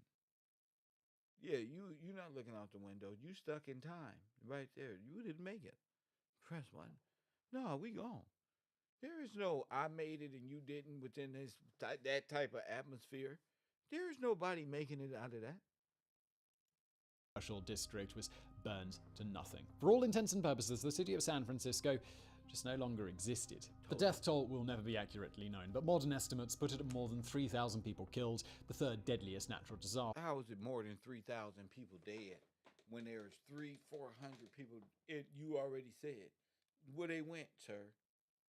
Where they went. In U.S. history. In financial terms, the property losses from the disaster were worth over $400 million in 1906. That's the equivalent of $11.5 billion in today's money. Throw that in the pot. Throw that in the pot. Throw that in the damn pot. Press one. Over $250 million in insurance claims were paid out, with 20 insurance companies going bankrupt from the sheer number of claims received. One story tells of wealthy city residents who returned to their ruined homes to find their safes, which had survived intact. But they did not wait for them to cool down sufficiently before opening them, causing the superheated contents to spontaneously combust when exposed. Oh my goodness! So all of their contents were gone. Because they just rigged with explosives and they just spontaneously combust. Sir, he said that with a straight face and like that scientifically even possible, cuz you talking like an atomic bomb went off, not an earthquake, sir. Not an earthquake, sir. So they went back to get their belongings and all their things was gone. Huh? Only to find out everything blew up in their face. Press one. To a James Bond style. Your safe will reconstruct in 8, 7, 6, 5. And your ass reconstruct. This is solid steel. 3, 2, 1. That motherfucker start dissolving in my goddamn hands. And me with it? This is why I don't trust. The way they talk is in some unknown universe.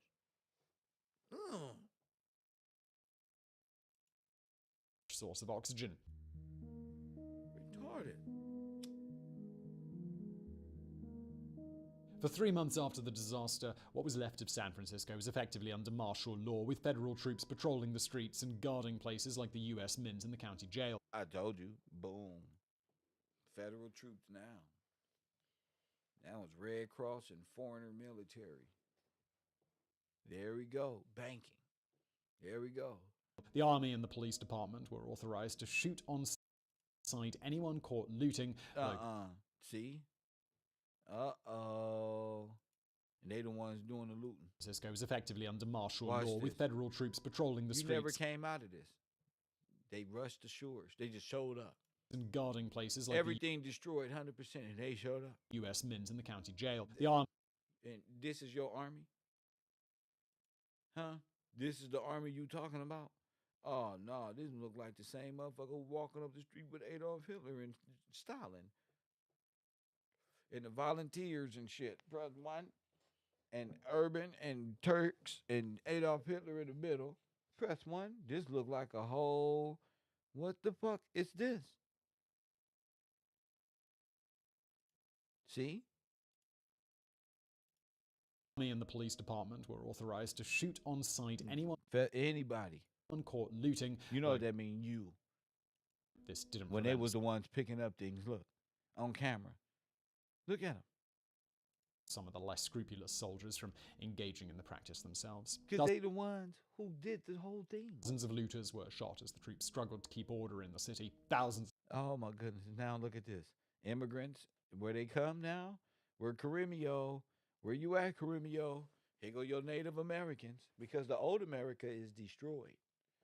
So if you need a house and you need to be nationalized, you better go in one of these tents so you can be an Indian. Press 1. Because here it comes. Your life is a doozy. Press 1. Here come your Indian stories. The only time you lived in a teepee is under the Red Cross. Remember, I'm the one who told you, Mr. Gillespie. People were living in refugee camps both in San Francisco and elsewhere, struggling to find food and water. Basic sanitation was virtually non-existent, and doctors were overwhelmed treating the sick and injured in temporary hospitals. It took days to bury the dead bodies that were everywhere throughout the city. Oh my goodness. Press 1, that was where everybody would be out the city. Come on. A bunch of them. It was all out there. It was out there. Press 1, big cleaning process. Big cleaning process. We're going to work together. One army. Press 1. You don't know what this is. You playing around, bobbing your head, worrying about YSL snitching. You better put your mind in the game. Press 1. Relief efforts were hampered by a lack of ready cash. Most of the city's banks had been caught in the fire. The Bank of Italy, later known as the Bank of America, had evacuated its reserves and was credited with providing much-needed liquidity to speed relief efforts, in addition to providing the first batch of raw materials to start the process of rebuilding the destroyed city. Take a breath. Take a goddamn breath, okay? Even while the fires continued to burn, city and state politicians... Look at them robbing and stealing. Look at them. Running in homes. Evacuated. Look at them now. Were coming up with plans for rebuilding. They knew that a lot of investment from the East Coast was going to be needed, so they downplayed the scale of the disaster in the press and in public statements. This was undercut by the fact that this was one of the first disasters to be... So what do you do to rebuild? You take out loans because everything is destroyed. They're forced into servitude. Do you understand? They force you into servitude by sabotaging the key points of what... Look! If you got nothing but private businesses and things of this nature, they're going to come running to you. Running. Extensively covered not only by photographers, but by motion picture cameras as well, which brought dramatic images of the destruction to a shocked nation. One of the more grandiose plans for reconstruction came from the celebrated urban planner Daniel Burnham, who had revitalized the central business. Goodness. Oh my goodness. What in the Lord's... Press 1? Not you again. Taj. Another one. Another one, Taj. Huh? I go right to niggas, bro. I don't even waste no time, bro. I don't even do it no more, bro. I don't even waste time, bro. Press 1. I don't even, bro. I'm getting too good at this shit. I don't know, bro. Is this Mr. Roosevelt? Is that his ear? Press 1. Is that his ear? You piece of shit.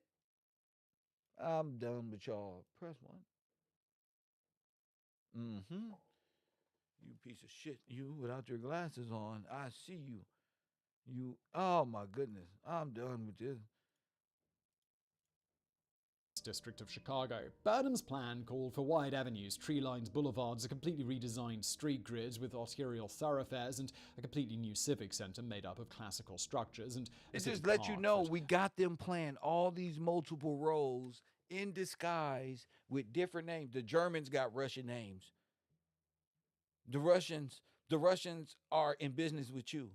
The Germans are in charge of the federal government. You're in business with Russia. Germany go to war with Russia over there. You get charged with treason, trading with the enemy. They go to war with your black heads when they all friends. You see? Bars. Now you're an enemy.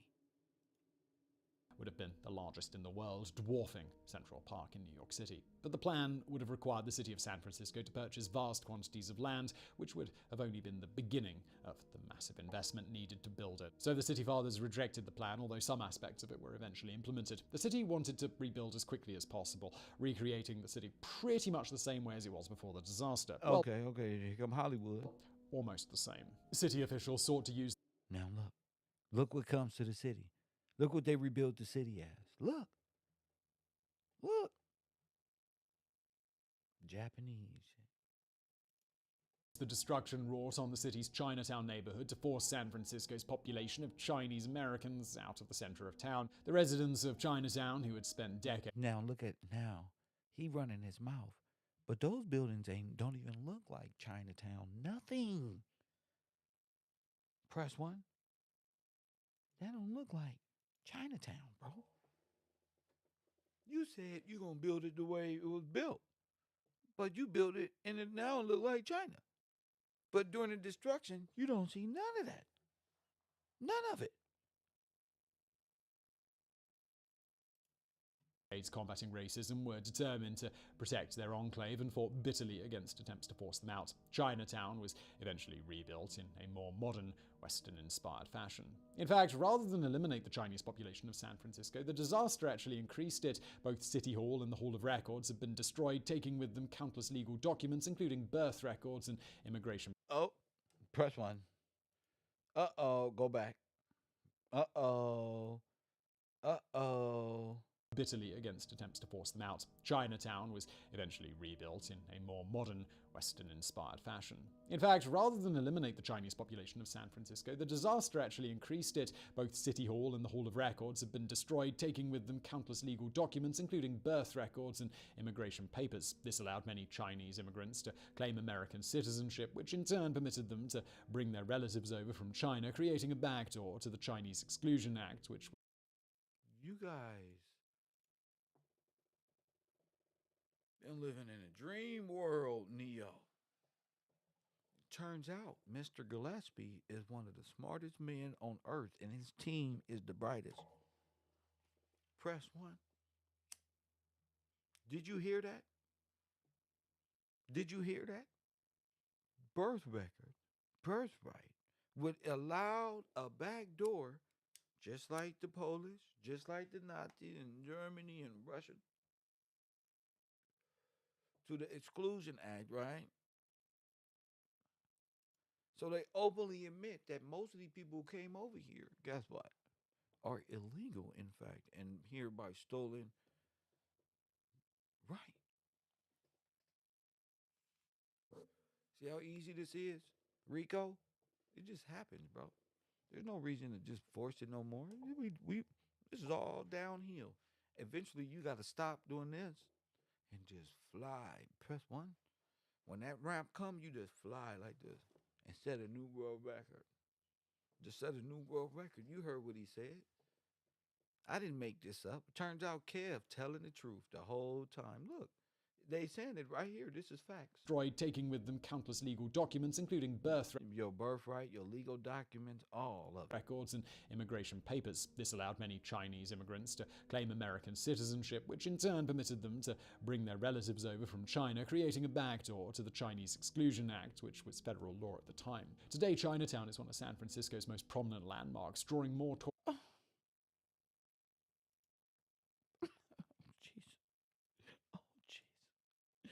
Oh my goodness. tourist visitors annually than the Golden Gate Bridge, and it's the largest Chinese enclave outside of Asia anywhere in the world. Lessons learned. Now, who is these guys here? Oh, look at this.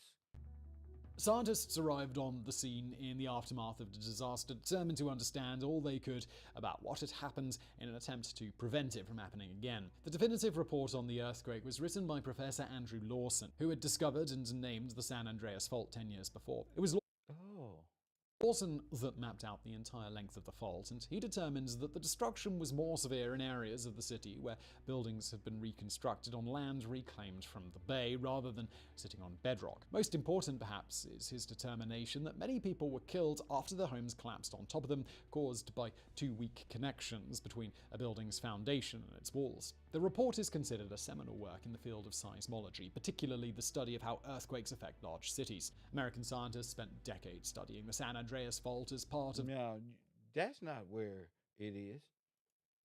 Press 1. They know exactly where it is. That's not way down there to South Los Angeles. Press 1.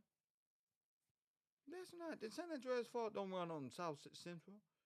Y'all crazy as hell. Y'all done lost y'all brain. These niggas drew a Sharpie all the way from Oregon all the way down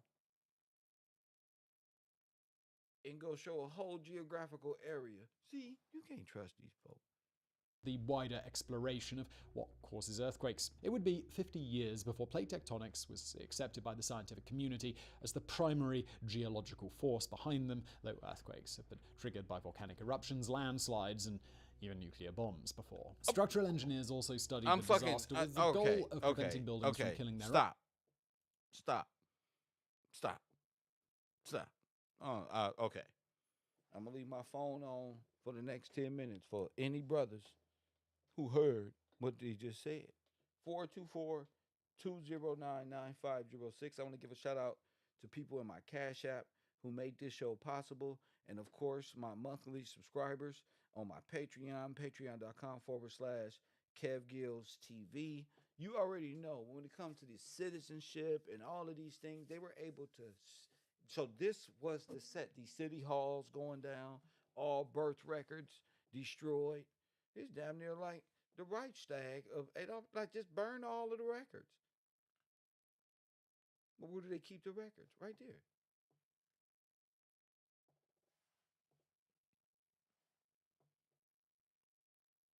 And you wonder why algorithm in the federal government is saying this ain't no American, this a Polish person, this is this one, this is this one, this is North African, this is this.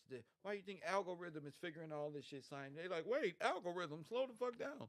Me too? Yeah, you're German. Press 1, your great grandfather was a Nazi. Press 1, you're in trouble. Press 1, arrest him. Press 1. Boom, boom, boom, boom, boom, boom, boom. Why you think they finna reclass you into who you are, your real nationality? Why would you be mad at that?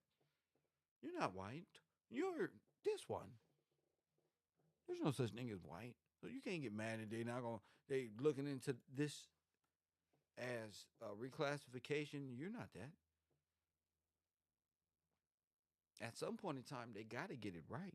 They got to start somewhere. You got to start somewhere. They just said in this film, atomic warfare causes earthquakes. Well, that just goes to show you. Boy, that just goes to show you, family. All these little subliminal jokes are not so subliminal once you paying attention. Once you paying attention. I thank y'all for watching today's program. Shout out to the people who called today's show. Every one of y'all is what make this show possible.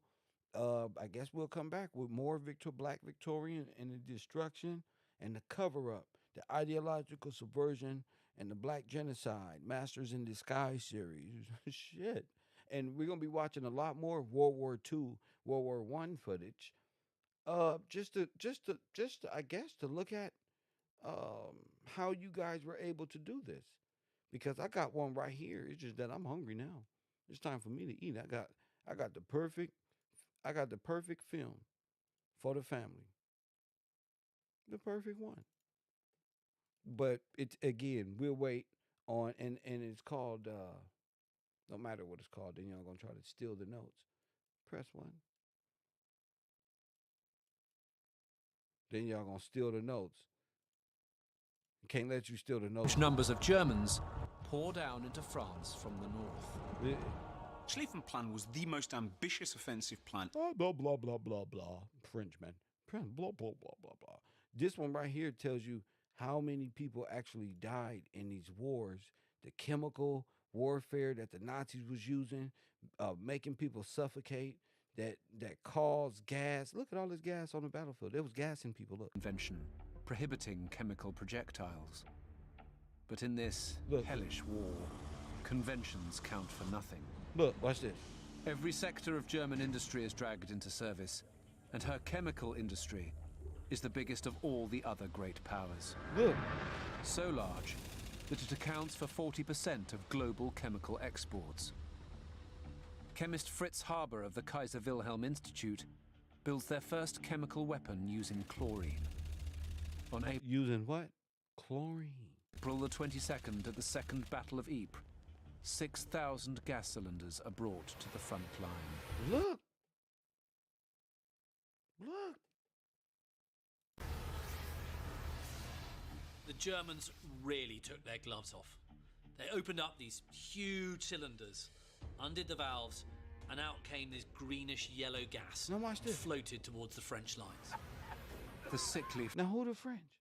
Fog, smelling slightly of pepper and pineapple, drifts across to the French trenches, enveloping the soldiers. At first, they are unsure what to make of it. What was really happening here? Was this a smokescreen? And it's only as this thick yellowish fog reaches the Allied lines and the troops begin to suffocate that they realize the true horror of what's happening to them. They flee, many of them suffocate. It's panic. This single release of gas results in the gruesome death of 800 men. The German generals are delighted, but the chemist Fritz Haber will soon regret his actions. Fritz Haber's wife Clara was so disturbed by the work that her husband was doing that she actually shot herself with his military weapon because I'm gonna tell you something. This film also talk about the train switching. They were moving 500 trains a day. They moved the entire, what you would consider the entire people of Belgium in one day. They moved 500 military trains in one day. And I said, what? I couldn't believe it. I couldn't believe it. She couldn't. Who fought for the French? You. Our people fought for the French. The journey ascends. You don't know? You don't know the answer to that? That means you just playing around in my chat room. Have a seat in the back. Press one. Who you think fought for the French? What do you think I get up here and talk every day for you to just press chat words and not pay attention? We did. We did. You fought for Italy. So it goes to show you the journey don't ascends. It descends for you. Press one. It descends for you. Put user in timeout. Timeout for you. Stand to think what her husband had done. Haber, who is Jewish, will later flee Nazi Germany. The poisoned gas. So he just poison gassing people. Right? And again, where you at in 1915? What's going on with you in 1915? They don't want to say where you at in 1915. But I just showed you your people in 1900s, 1800s, 1700s. I was just showing you. So what are the Victorians doing? Press 1. What are the Victorians doing when you guys are doing all this? They're just... On both sides. France has lost 131,000 men. The Germans, 120,000. And propellants. Summer's day. But in a moment, the Battle of the Somme will begin. Within all this theater. I don't like to watch the theater. But you see, history is quite different than the way a lot of us see it.